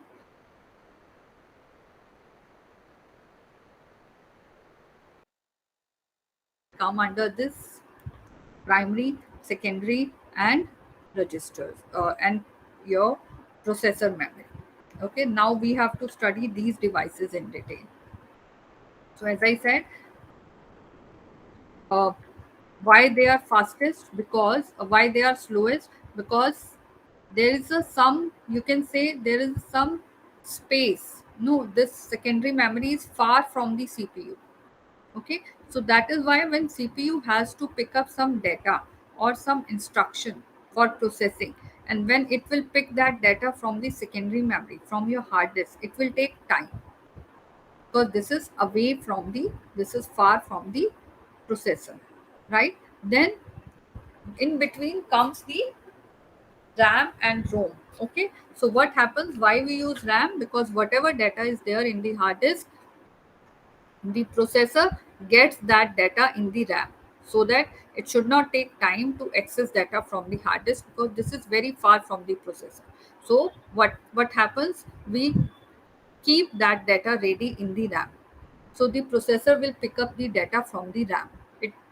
It does not need to go to the hard disk, because this is closer to the processor than this hard disk, so it takes less time than the secondary memory. That is why this primary memory is faster, because this is closer to processor. So the CPU takes less time to pick up data from the RAM and ROM. Okay, and we use RAM. We cannot use ROM, because ROM is used to store the, you can say, the settings of the systems, the initial files. Okay, or when we start the computer, so the booting file we need for starting the computer, that is stored in ROM. Okay, so we cannot store our data files in ROM. So whatever data is there in hard disk, we store that data in RAM. Okay, and CPU picks that data from RAM. Clear, Neava? I'm explaining it in again. Okay, so now you got it, why RAM is faster than hard disk. Now again, RAM is still a little far from processor. The processor is very fast, it can work in gigahertz. So we don't want to the processor to wait till the data is coming from the RAM. We don't want CPU should sit idle and wait, okay, data is coming, data is coming, so it will, no, we are wasting CPU time. It is doing the processing in very fast, but it is wasting more time in waiting for the data to come on which it has to process. So it is wasting more time on waiting for the data, then processing the data. Okay, so what is the solution for that? The solution is, there is some memory kept on the CPU itself, which are registers or cache memory. So from RAM, whatever time it takes the CPU to pick up the data from RAM, there is one more memory in between, that is called cache memory. So the CPU does not need to come to the RAM even. Cache memory is one more layer added between the processor and the RAM. So it will pick up the data from the cache memory, which is faster than the RAM. And obviously, because this is faster, this is expensive than RAM. RAM is expensive than hard disk. Clear? So because this is more faster, more closer to the CPU, so this is more expensive. So one more layer is added between the RAM and the processor, so that the processor does not need to go to the RAM to pick up the data. It can pick up the data from the cache memory. So from hard disk, we brought the data to the RAM. From RAM, the data is brought and kept in cache memory. Now again, we want some memory so that it should be available on the processor itself. Okay, it should be available on the processor itself. right? So that memory is your registers. So those registers are available on the processor itself.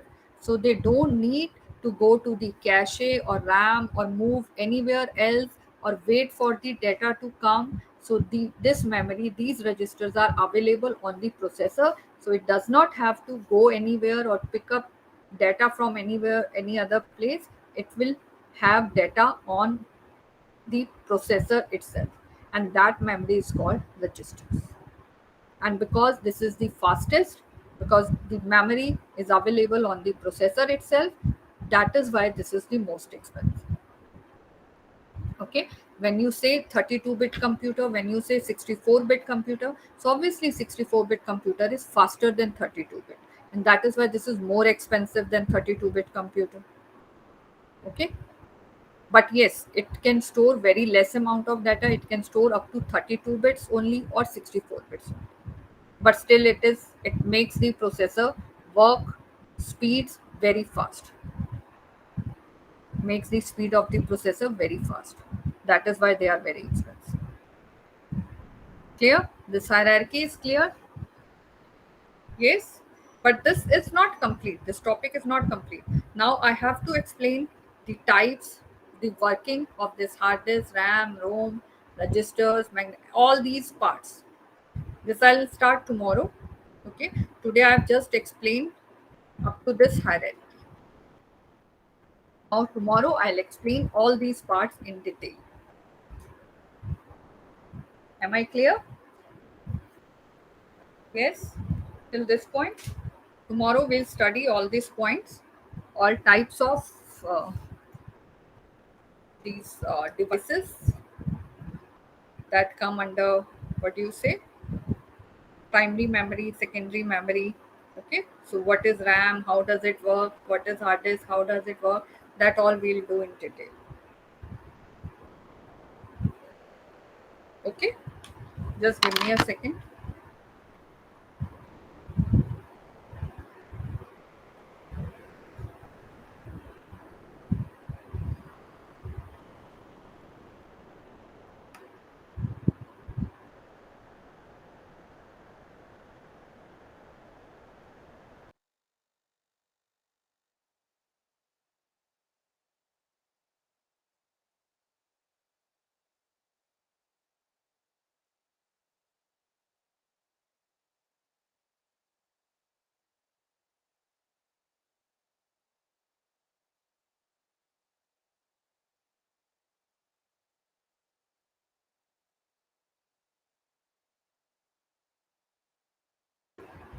Yes, right.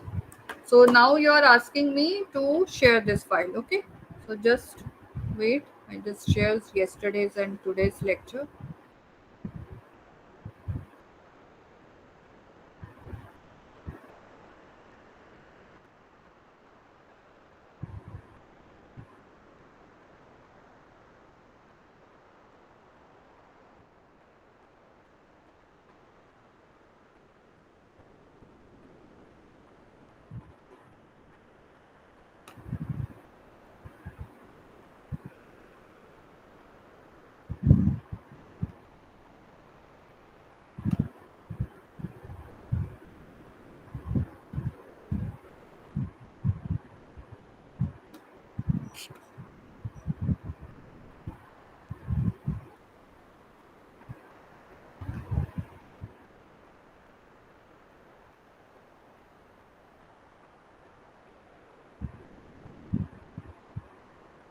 I'm not able to copy paste it here in this chat box. Like in Zoom, we can copy paste it, but here it's not possible. So what I can do, I can give you my mail ID. Okay, and then you guys can mail me, and then I'll send you my or send you these notes. Okay, so I just type my mail ID here.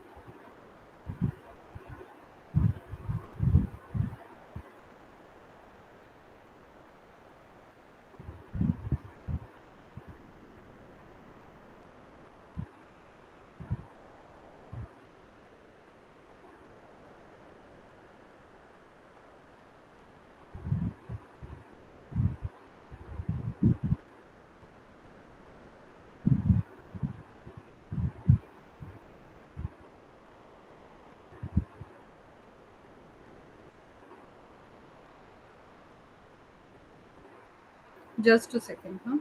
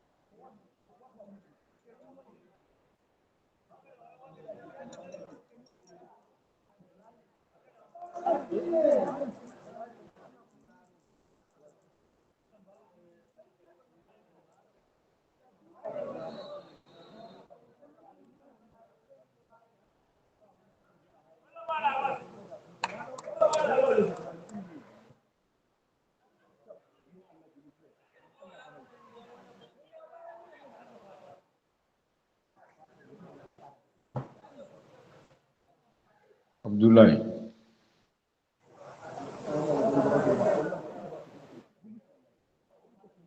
Hello, Abdullah. Hello, hello, Yeah, I'm come on. hearing you. You say what? I say, how are you? I'm fine. Okay, I How send was you my class? email. Yeah, nice. I send you my email. If you get it, just send to me, okay? Okay, I did not see it now. Please resend it to me. Ah, okay.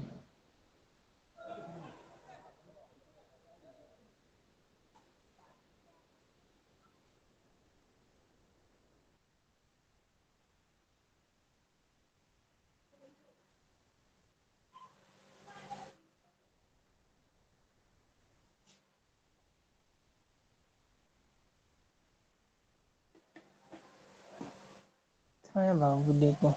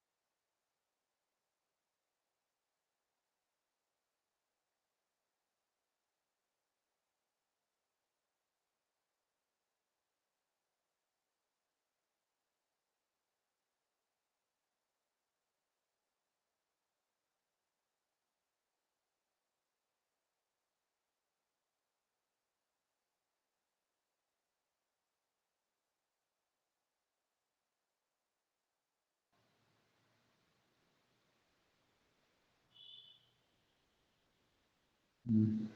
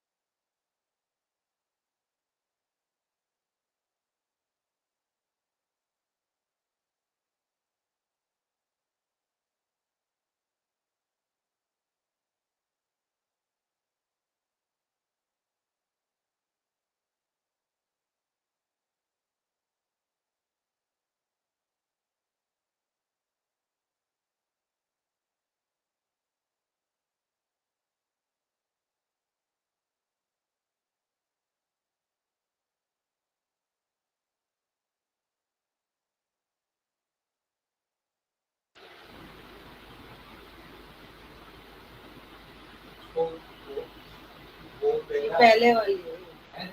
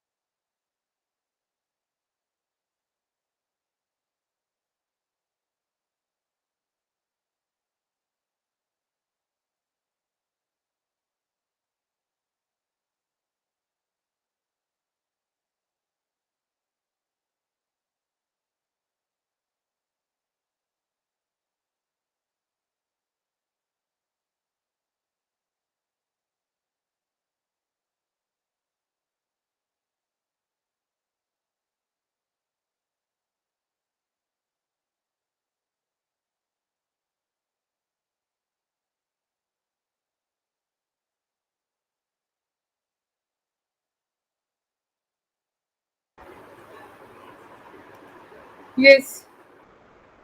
So everyone, we have to start this lab now. Okay, CITL lab. So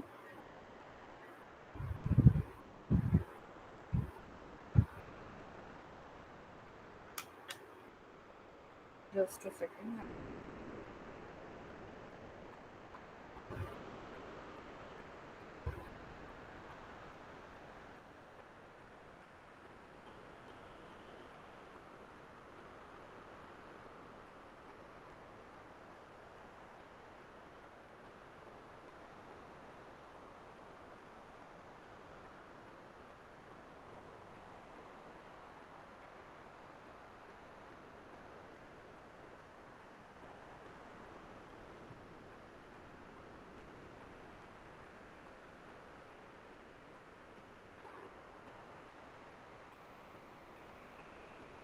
We have to start with MS Word, right?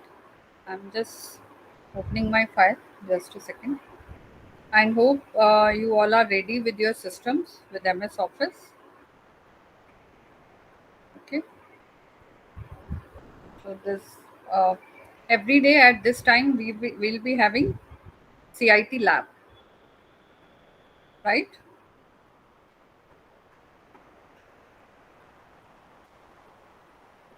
Okay, guys. So yes, have you heard of this MS Office before? What is MS Office? Anyone?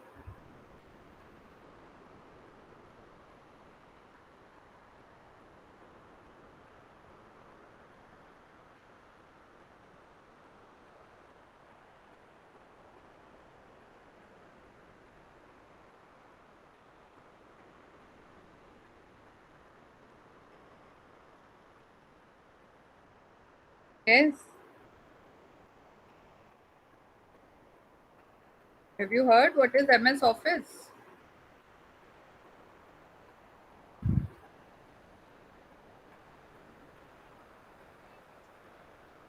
Hmm?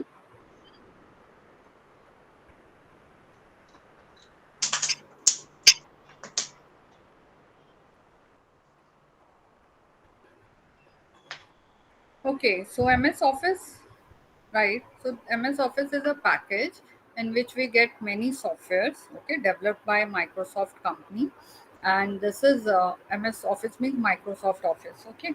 So in this we have MS Word, MS PowerPoint, MS Excel, MS Outlook, okay, and so many no softwares we have in this MS Office. So now we'll start with MS Word first, okay, and yes, this MS Word is used for typing, okay, and writing, as you said, Abdullah is correct, okay, to how we can type and design our text, okay, that we'll see in MS Word. So now I'm sharing like MS Word document, and then I'll show you how to perform different steps on this, okay. I'll show you different options, and then you have to perform the same options and show me the output, okay, right? Okay,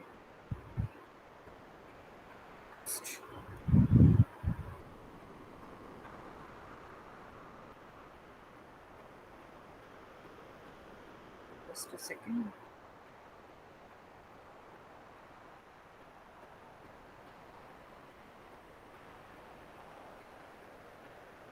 So yes, this is the MS Office blank first documents I have opened, okay, and I think you all will be able to open that first blank page of MS Word, okay, right? So and yes, in last session got disconnected, okay. So I was typing my mail ID, so I'll just give you my mail ID after this class, okay. So right, I'm we're starting with MS Word now. So first of all, as you can see here, you will like in file, you have this new, and from here this new you can open this blank document, okay. And here we call this in Word we call this a document. Okay, this page is called a document. And this file name, this is your the name of the file. By default it will take document 1. Okay, if unless and until I don't give it a name. Okay, if I don't give it a name, by default it will get this name as document 1. Okay, right? So now how I will save this and how different options I'm going to tell you one by one. So first of all, where the name of the file is shown, this is called title bar, because here the title of the file is shown, right? So this is called the title bar, right? Then anybody, what are these three buttons in the right top corner? What are these three buttons? Can anyone tell me? These three, what are these three buttons used for?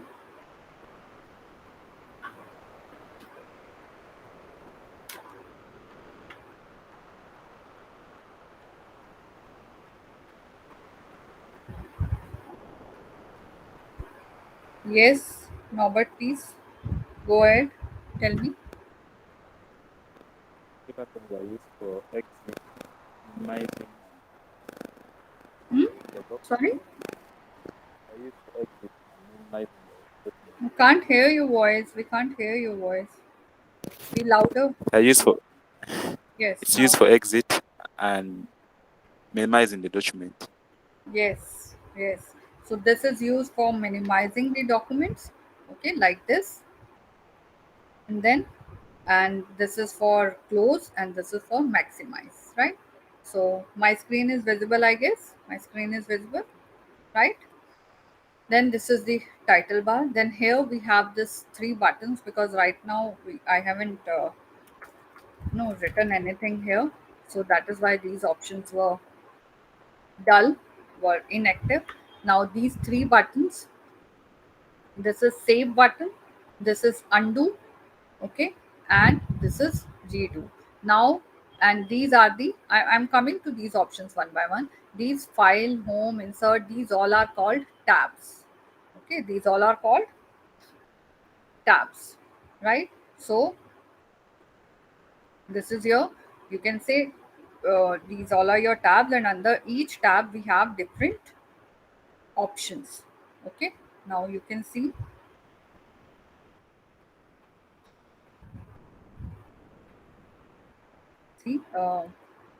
paste the page. Yes, so now in home tab we have all these options. Now in draw tab we have some other options. In layout tab, so these all are called tabs.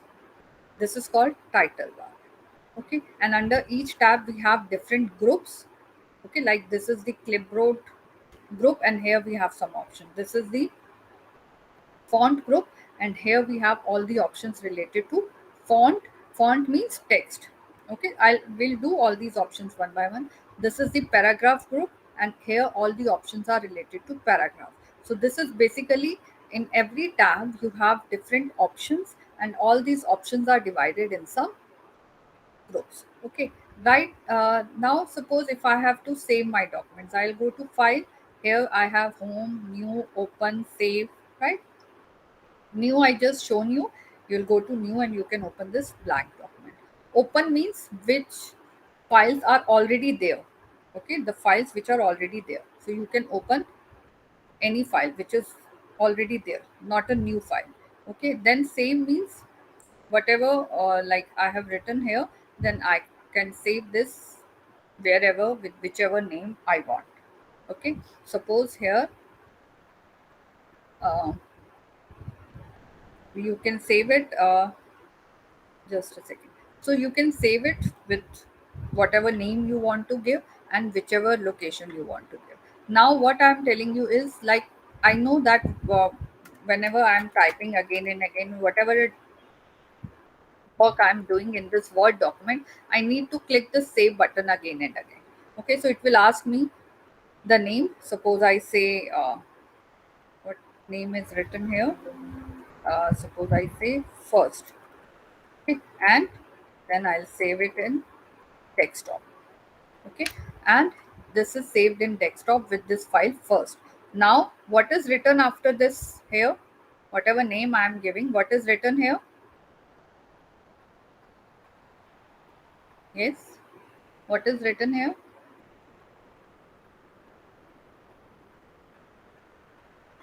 Tell me what is written in this name window.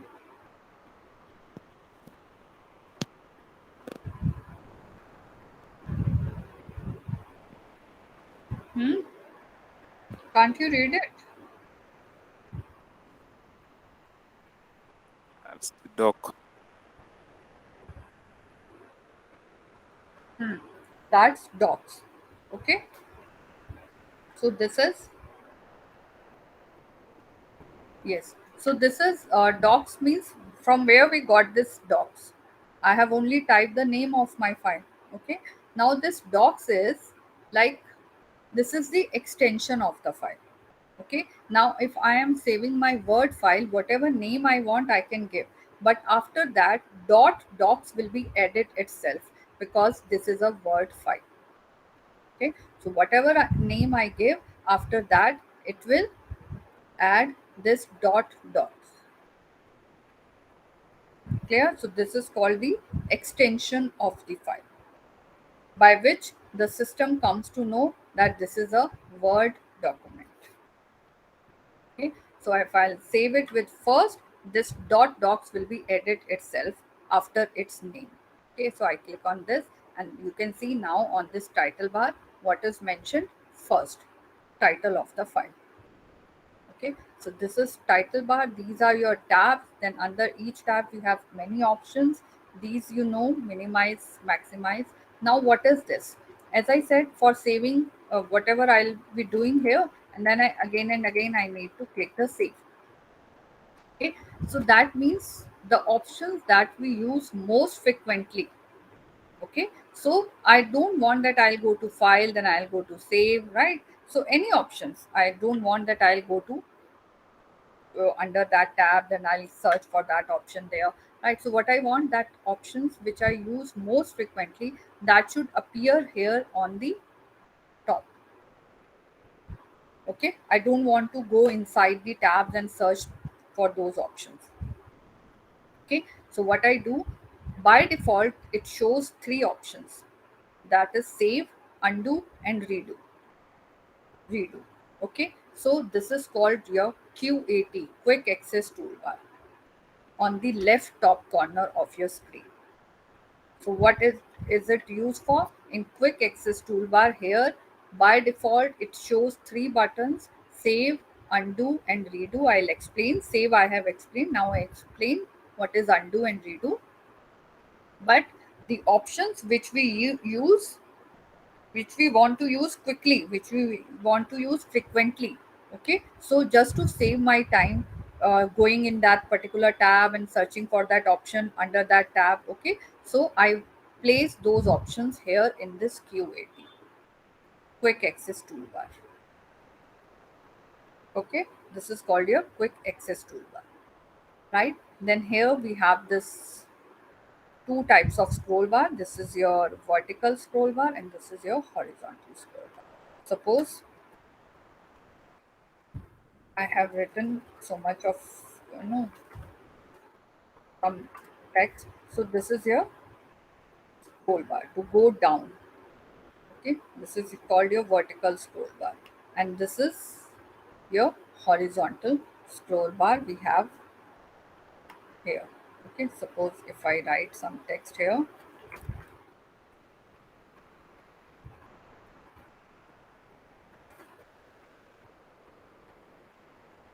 right? So here we, if we have some text like which I want to go after, no, on the right hand side of my screen. So for that it shows me that horizontal scroll bar also. So here it is showing me the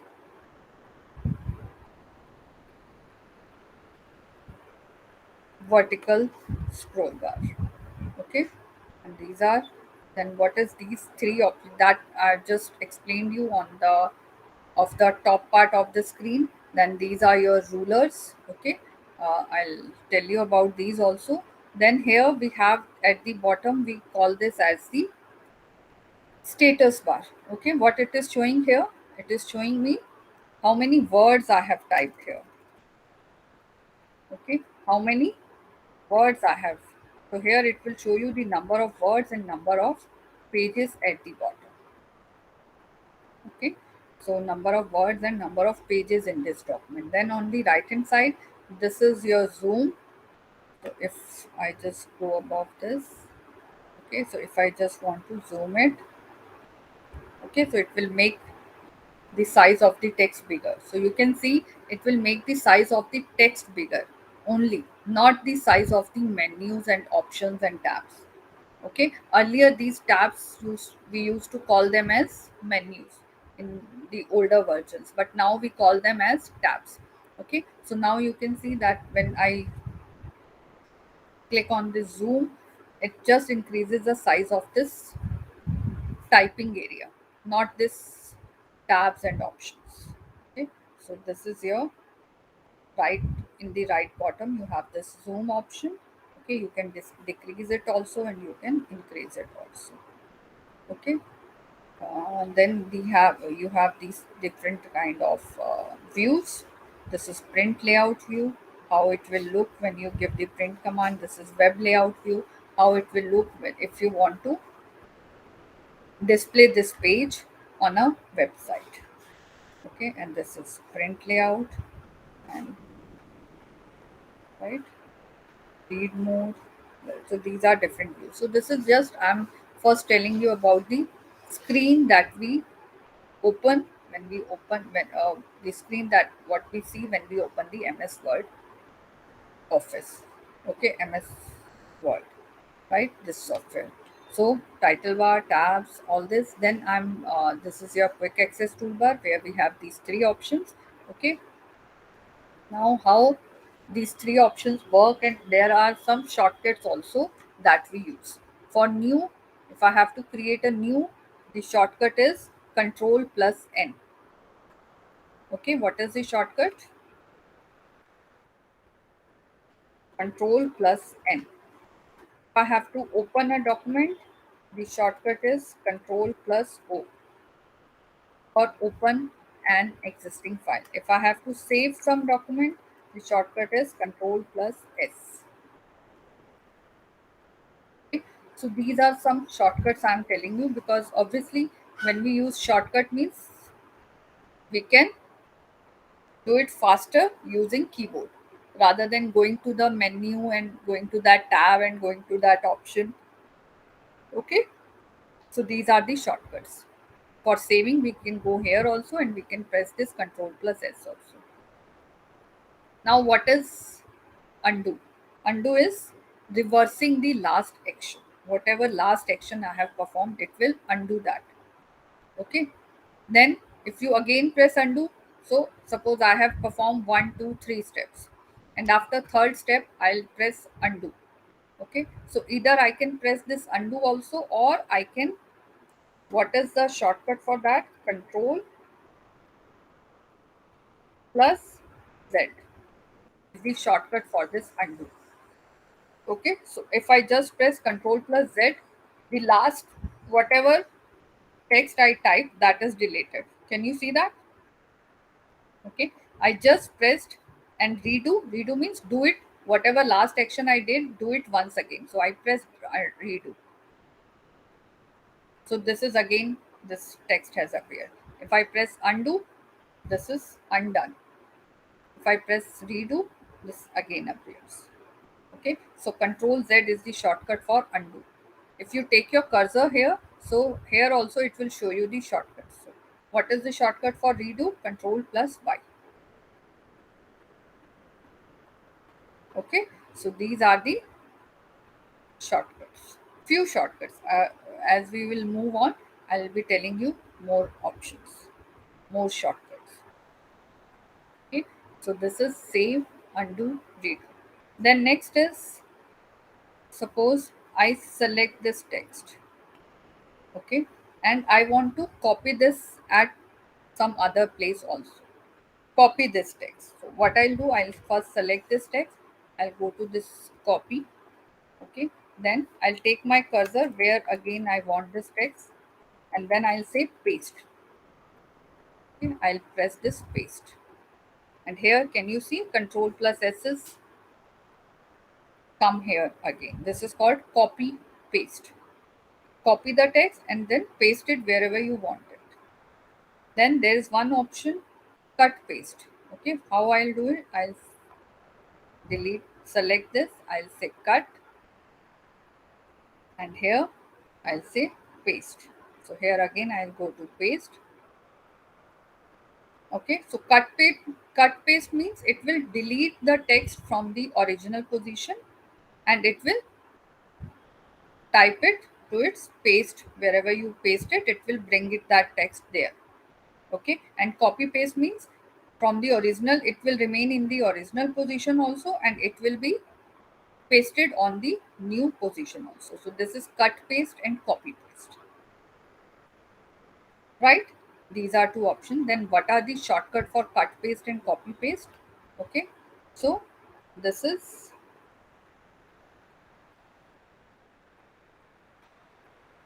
what are the shortcut. Control plus C is the shortcut for copy. Control plus V is the shortcut for paste. Okay, and Control plus X is the shortcut for cut. So cut, copy, paste, or we can do cut paste or we can do copy paste. So these are some shortcuts which you must know. These I'm telling you very basic shortcuts. Okay, this is the shortcut for save, new, open. What is the Control Z? What is Control Z? This is shortcut for which option? Yes, Undo. very good. Undo, right? So this is the shortcut for undo. Okay, right? So these are some basic shortcuts. Now we come to this group. I'll select some text and I want to change its color. This is called font color. So I'll select this. It will make it text as red. If I want to change its background, this text is already selected. I'll go to this option. This is the highlight color. So if I select this yellow, so this background will be changed to yellow. Okay, so this is font color, font highlight. Then I can change its size. This is called font size. Okay, I have to select this text first and then I'll increase its size. So you can see, okay, it will change its size. Then this is the font style. There are different styles. Okay, so I can choose any style like Arial. Okay, so you can see the difference. If I write nudes, see this is Arial black. See, so this is different styles of writing. Okay, so font color, font size, font color, font style. Okay, then if I want to select this and make it this color a little bit darker, okay, so I'll use this B. This will make this a little darker. This is called bold. Okay, and what is the shortcut for bold? Control plus B. This is the shortcut. So you can select the text and you can either go to this bold or you press Control plus B. If you want to underline this, you will. Can you see this text is underlined here? Can you see that? Yes, I have made it bold. And then italic. This I is for italic. Italic means the text will be a little slanted. Okay, so if you can see, this is a little slanted. Okay, so this is, and what are the shortcut? Control B for bold, Control plus I for italic, and Control plus U for underline. Okay, suppose if here I am typing something, again this will be underlined. So if you want to remove this underline effect, now again you have to press Control plus U. I have pressed, or I can again go to this U, and then if I again go to this U, I select this, and now if I type something, it is not underlined. So start this effect also you have to press that, and to stop this effect also you have to click on that option again. Okay, so first I have told you the options of this clipboard: cut, copy, paste. Here I have told you text color, text size. Okay, now if I want to increase the size by one only, so here I will, there these two options you can see, this will increase the size by one. So you can see 12, 14, 16. Okay, if I want to decrease it, okay, so this is for increasing the font size, this is for clear. If I want to strike through it, I will press this. So this is, first I have to select the text. First you have to select the text, okay? Then I will press this. So this is called strike through. Okay? Yes. Clear? Student, these options are clear? Yes. So first you want to show these options to me, or I should continue first tell you more options and then you will show me.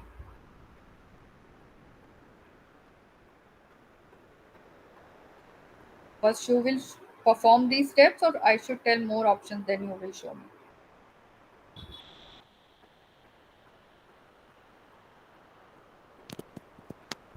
We continue. Okay, so I tell some more steps, then you show me. Okay, so this is now, what is this? Suppose I have one more option I'm telling you. There is like, if I want to type something, or if I don't want to type something, but I want some text. Okay, so there's one shortcut. I will type is equal to, then I will write rand. Okay, then in bracket, I will write two numbers, number of paragraphs and comma, number of sentences in each paragraph. So here I am typing, show me some text. This command means show me some text of two paragraphs and two sentences. And when I will press enter after this, so you will see it will show me two paragraphs with two sentences. So this is just for some random text. Okay, I don't want to type it, I just want to show you some options. So here I have typed rand.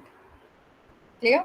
So now what I was showing you here, like if I select this text, okay, what is this? These are the cases. Lowercase means it will convert all these into small letters. Uppercase means everything in uppercase. Sentence means first alphabet of the first character will be capital. Okay, and one is capitalize each word. First alphabet of every word will be capital. Okay, and toggle means whatever is small will be in capital and whatever is capital will be in small. That is called toggle case. So can you see that? Okay, so I have told you all the options of this clipboard and font group, right? And this is clear all formatting. I have not done any formatting here. So first, suppose this, here I did some formatting, and here if I press this, so you can see this is this has cleared that text color underline. Okay, so it will clear that format, right? So now you show me these options, all of you do it on your systems, and then I'll first you show me these options of this font group and cut copy paste, and then I will explain the further options of this paragraph group. Okay, and these options also. Now you perform these steps and share your screen.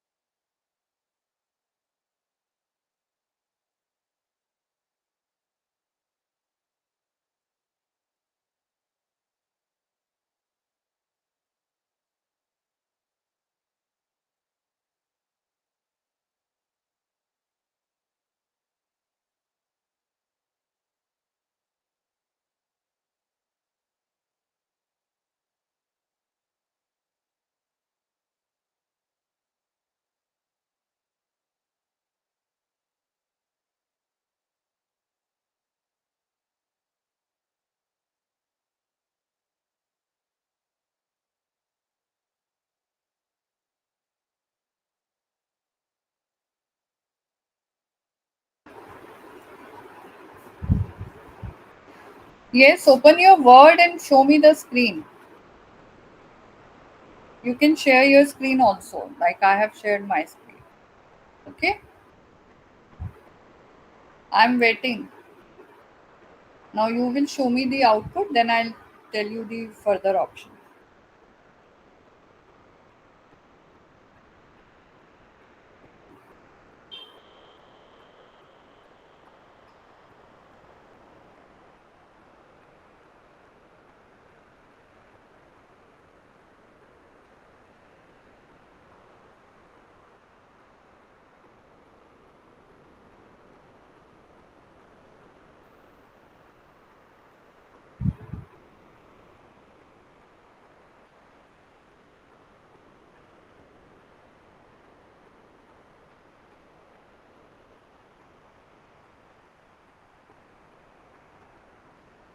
Yes, tell me, Norbert, please.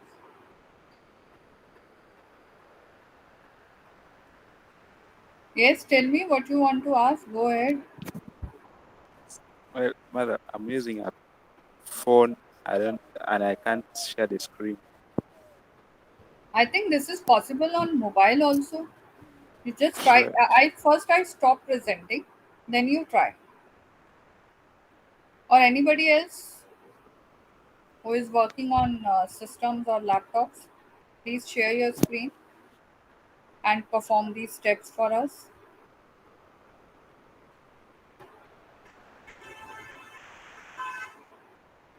Francis, have you joined from desktop system?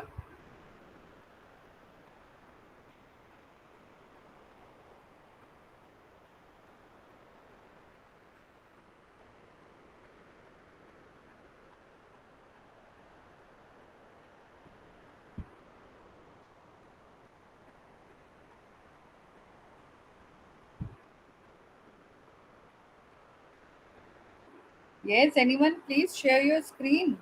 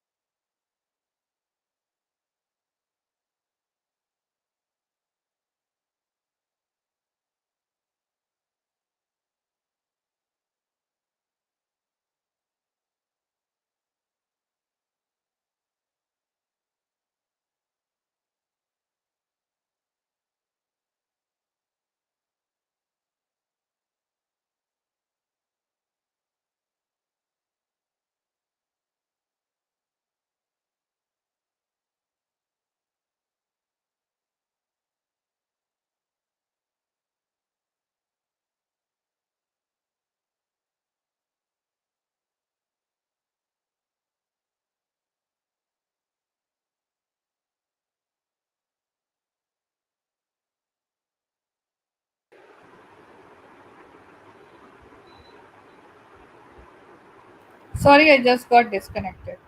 Yes, I was asking, share your screen. This Oscar, do you have MS Word on your computer?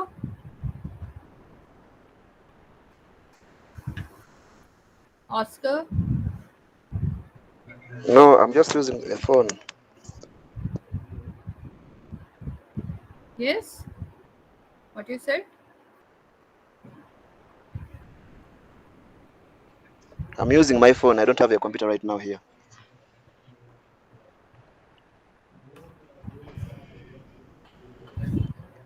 And if you can teach us how to use our phones, at least we can use them.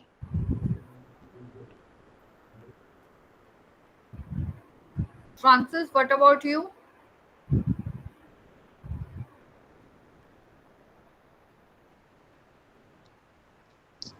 It's the same challenge I'm going through. What? How to share my screen because my desktop has got no camera. You're So I've working been on your. using my phone.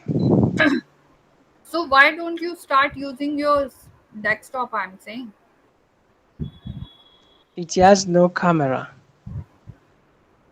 it camera is not required. It's not required. No, it's not required. There is one option in this app only. You just have to click that. In desktop, you don't have camera. Okay, you are saying desktop, but screen we have to share. Na, no camera is required. I guess you just try it once at least. Try it. Open this link.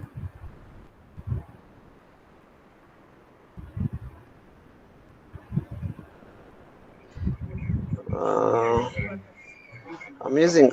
I have seen some app here on my phone, but Yeah, you're you are sharing able to something on share. screen. Yeah, But share. sharing. I'm sharing nothing because I just want to know how to use it. No, no. First, you have to open MS Word. Okay, Open, sorry. you have to open MS Word. Uh-huh. Then, We are working on MS Word, and then that window should be open, and then you go to this Google Meet, and here you have to click on screen sharing. If that Word option is open, then it will share your screen. I think Francis is trying on his desktop. That's why he left. Maybe. okay, let me try also. Yes. What about you, Norbert? Please, you don't have this Word page on your mobile. Not, I don't have it. This Word software. I told you before this class you should be ready. Be ready.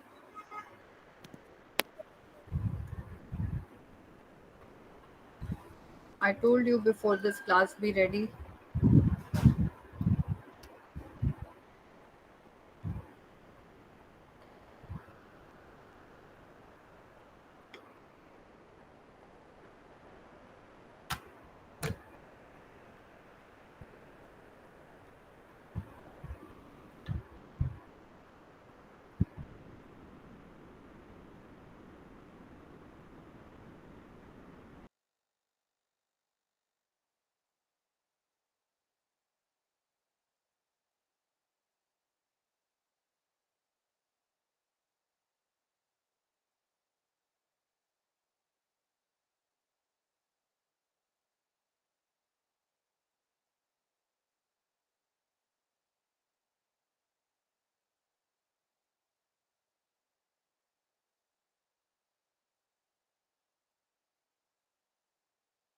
Yeah, is anyone trying now?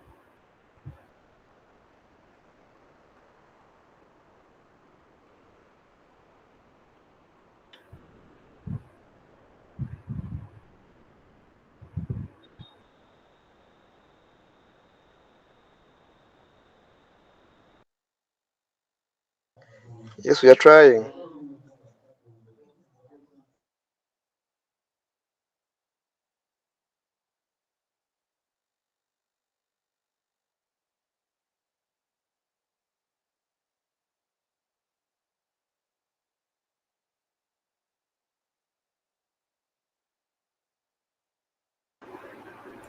Okay.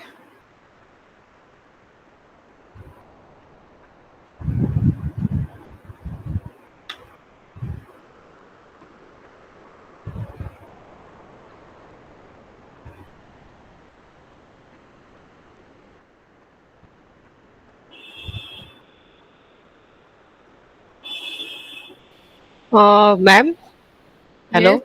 Yes. Ma'am मैं यहाँ से अगर meeting leave कर रही हूँ और हाँ. आपने वहाँ से मीटिंग एंड की थी इससे पहले वाली नहीं, मेरा ना डिस्कनेक्ट हो गया था.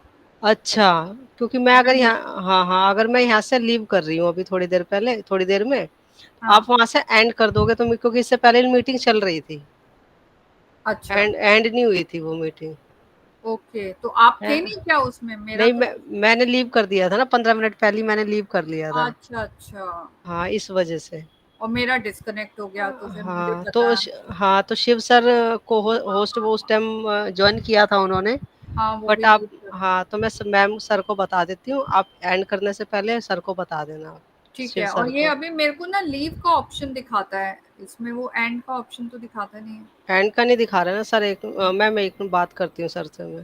ठीक। मेरे इसमें भी लीव का ही आ रहा है, एंड का ऑप्शन ही नहीं आ रहा। हाँ फिर ऐसे ही हो जाएगा, शायद लीव हाँ से ही हो हाँ, जाएगा। ठीक है ठीक मैम। है। हाँ जी। Yes, Norbert, please, are you trying? Lumu Oscar, show me the screen, please. See, I'm telling you to show me your screen. Students have started leaving. What is this?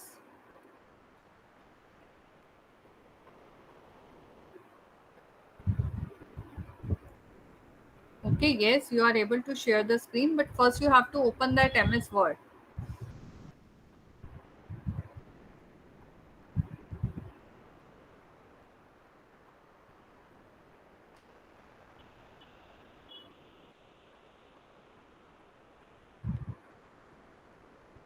Oscar, first open that MS Word and then click on share screen. Are you getting my point? Then which screen it will share, na? I'm trying, but it has refused. Let me try again. First you open that document and then you go to share screen. Then it will share that document with you, with us.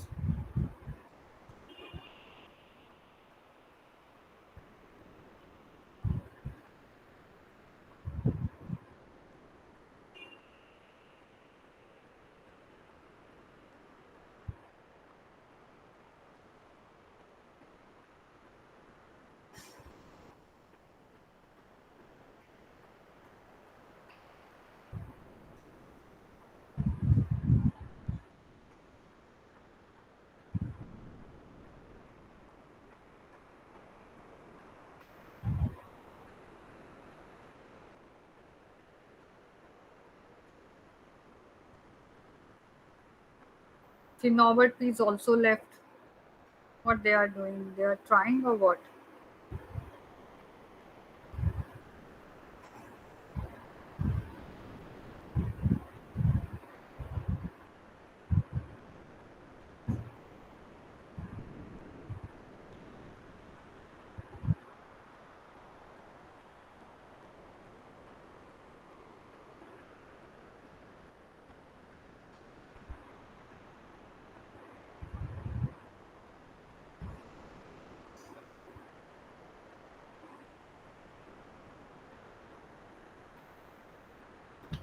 So, Oscar, are you trying?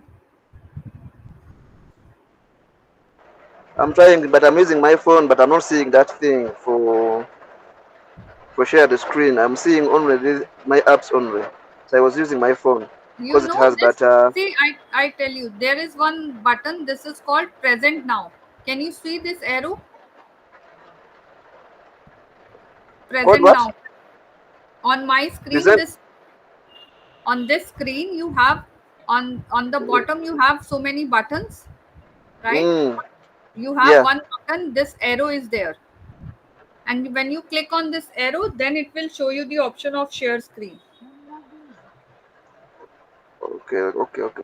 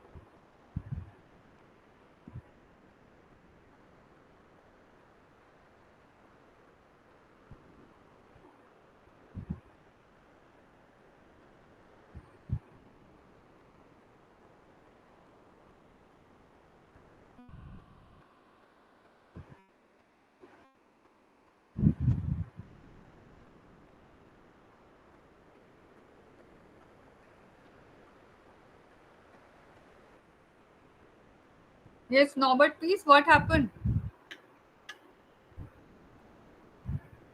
Yes.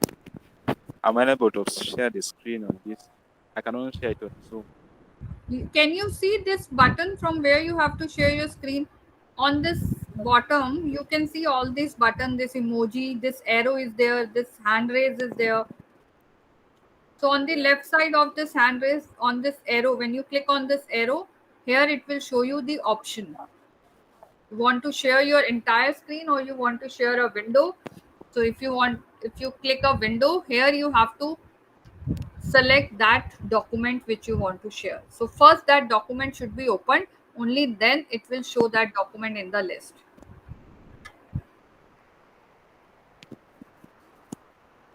On this arrow you have to click.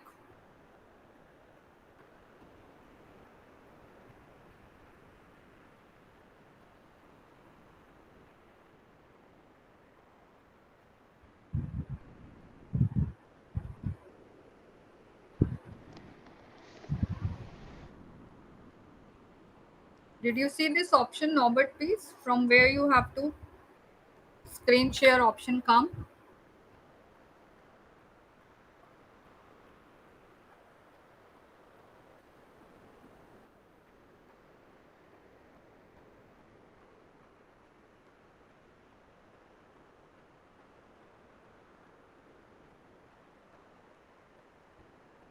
Yes, see, now you are able to share a screen. Good. Yes, good. Oscar, yes. Now you open that Word document and then share that Word document. Okay. Open that Word document first and then you will be able to share that Word document.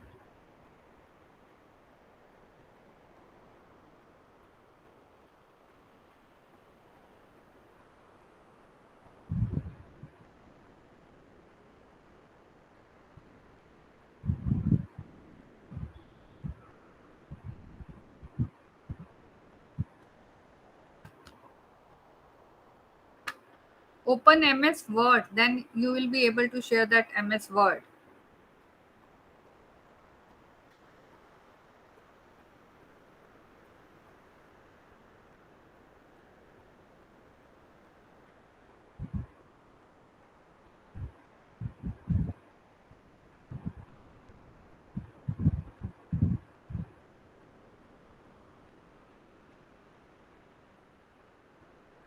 Host बना लिया आप फिर मुझे बोलो ठीक है option देख रहे हो हमारा आप मुझे मैं आपको होस्ट बना रही हूँ इसके बाद आप मुझे बोलो ठीक है अच्छा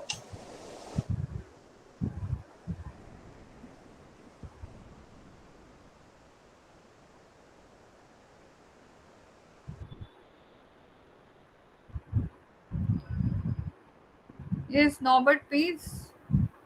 Did you get it? How to share? Open a Word document and then go on this arrow, and here it will show you a Word document. You have to click on that.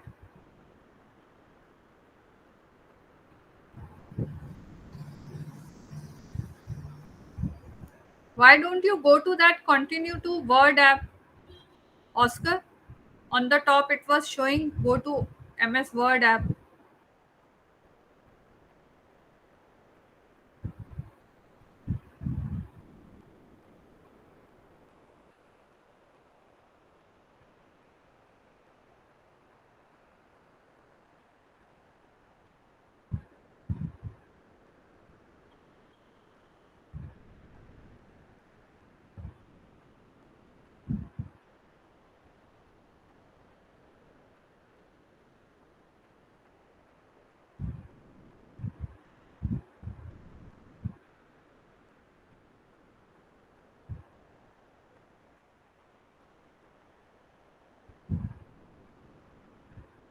Strange, you're not. I don't know. You're not working on a desktop, or why you're not able to share.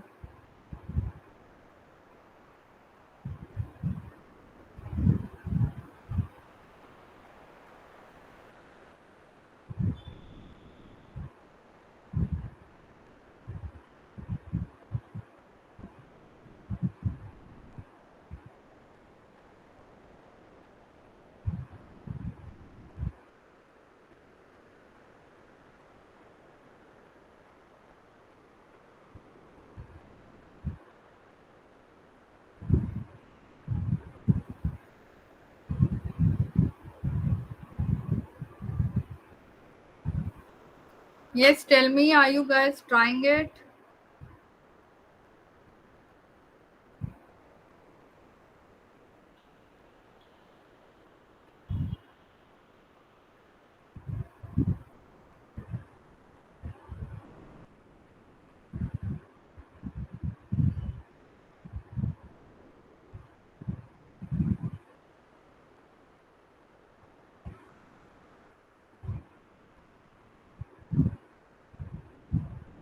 He also left. Oscar, are you trying it?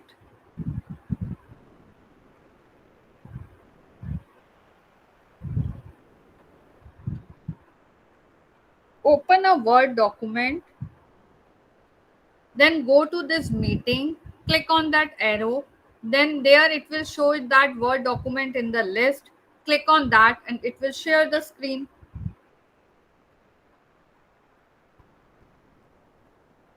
But first, that Word document should be opened. Or you can go to entire screen. In that case, you can go and open up. We are Fine. trying. Let us try and see, but Okay, things are okay. refusing. It is Actually, I'm not sure about the mobile screen, how it works on mobile. Do you have Word for, document on your for that, mobile? and for mobile phone doesn't work because we are using mobile phones. Do you have Word document on your phone? Yes, I have. I have Word document. I have that software for Word Yes, document. then you should be able to share. You just shared a PDF document. You should be able to share that Word document as well.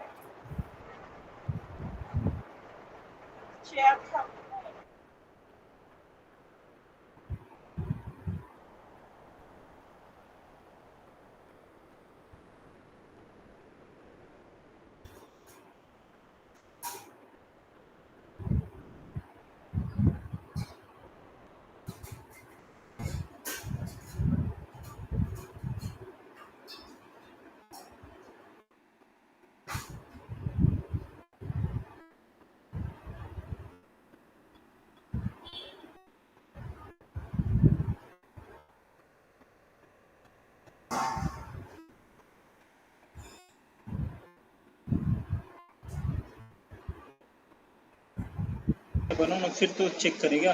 हाँ तो post बना ही कहाँ रहा है, वो बना नहीं रही है ना, क्यों मुझे क्या पता। सविता पोस्ट बनाऊँ तभी तो कोई कारीगर सुविधा क्यों आपको नहीं आ रहा है। ओपन द पेपर लिस्ट, कोई यार समस्या कहाँ है। अरे उसको जानना है, कुछ समस्या नहीं समझा कर चलती जाएगी। कोई नहीं, वहाँ चलते रहना, कौन से मैडम तुम बैठे ही हैं, चलने दो ना, कोई दिक्कत नहीं। नहीं एक ऑप्शन है होता है, जैसे मान लो आप पोस्ट बना दो तो अगर वो लीव करोगे तो आपके पास सारे काम हो जाएंगे। आपके पास दोनों ऑप्शन होंगे, सिंपल लीव या मीटिंग है, इस चीज को वेरीफाई करना है। तो मैंने वेरीफाई करके दे चुका ना, होगा तो बताया था मैंने, तो होस्ट बनाऊँ वहाँ से, वो होस्ट बनने का ऑप्शन होता है ना, उसको मीटिंग लीव करने का ऑप्शन आता है कि नहीं, क्लोज करने का। डिम्पल कहती है नहीं आता, लेकिन ऐसा नहीं होता है। मैंने यहाँ से मैं एंड मीटिंग करके दिखाई है। हाँ, मैंने यहाँ से मैं एंड मीटिंग करके दिखाई है, डेमो दिया था। ये देखो मेरी मीटिंग चल रही है, आवाज आ रही, देख रहे हो? मेरी मीटिंग चल रही है। ये क्या फिर लीव द कॉल आ रहा है, देखो है, लीव द कॉल आ रहा है।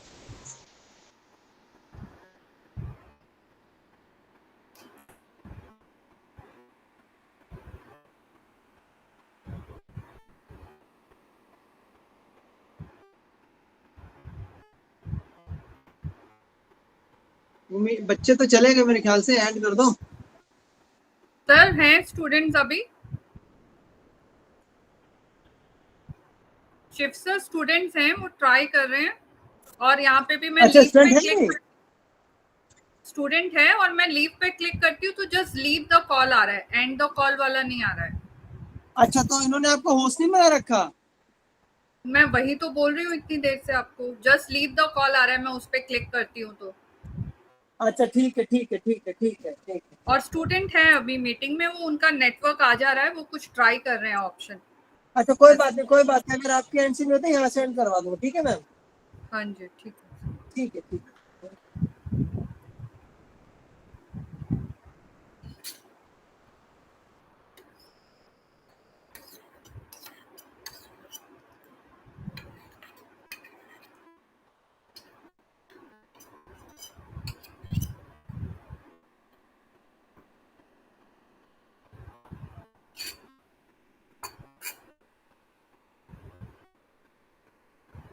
Yes, Norbert, please.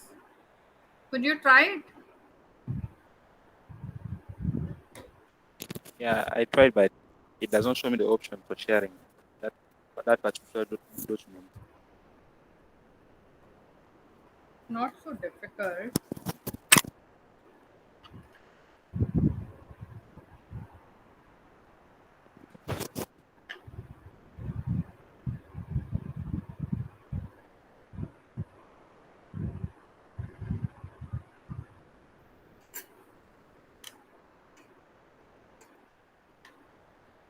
Just have to click on that arrow. It will show you the option. You share your first. You try with entire screen, and then you open that word. Click on arrow, go to entire screen, and open that word. That's it.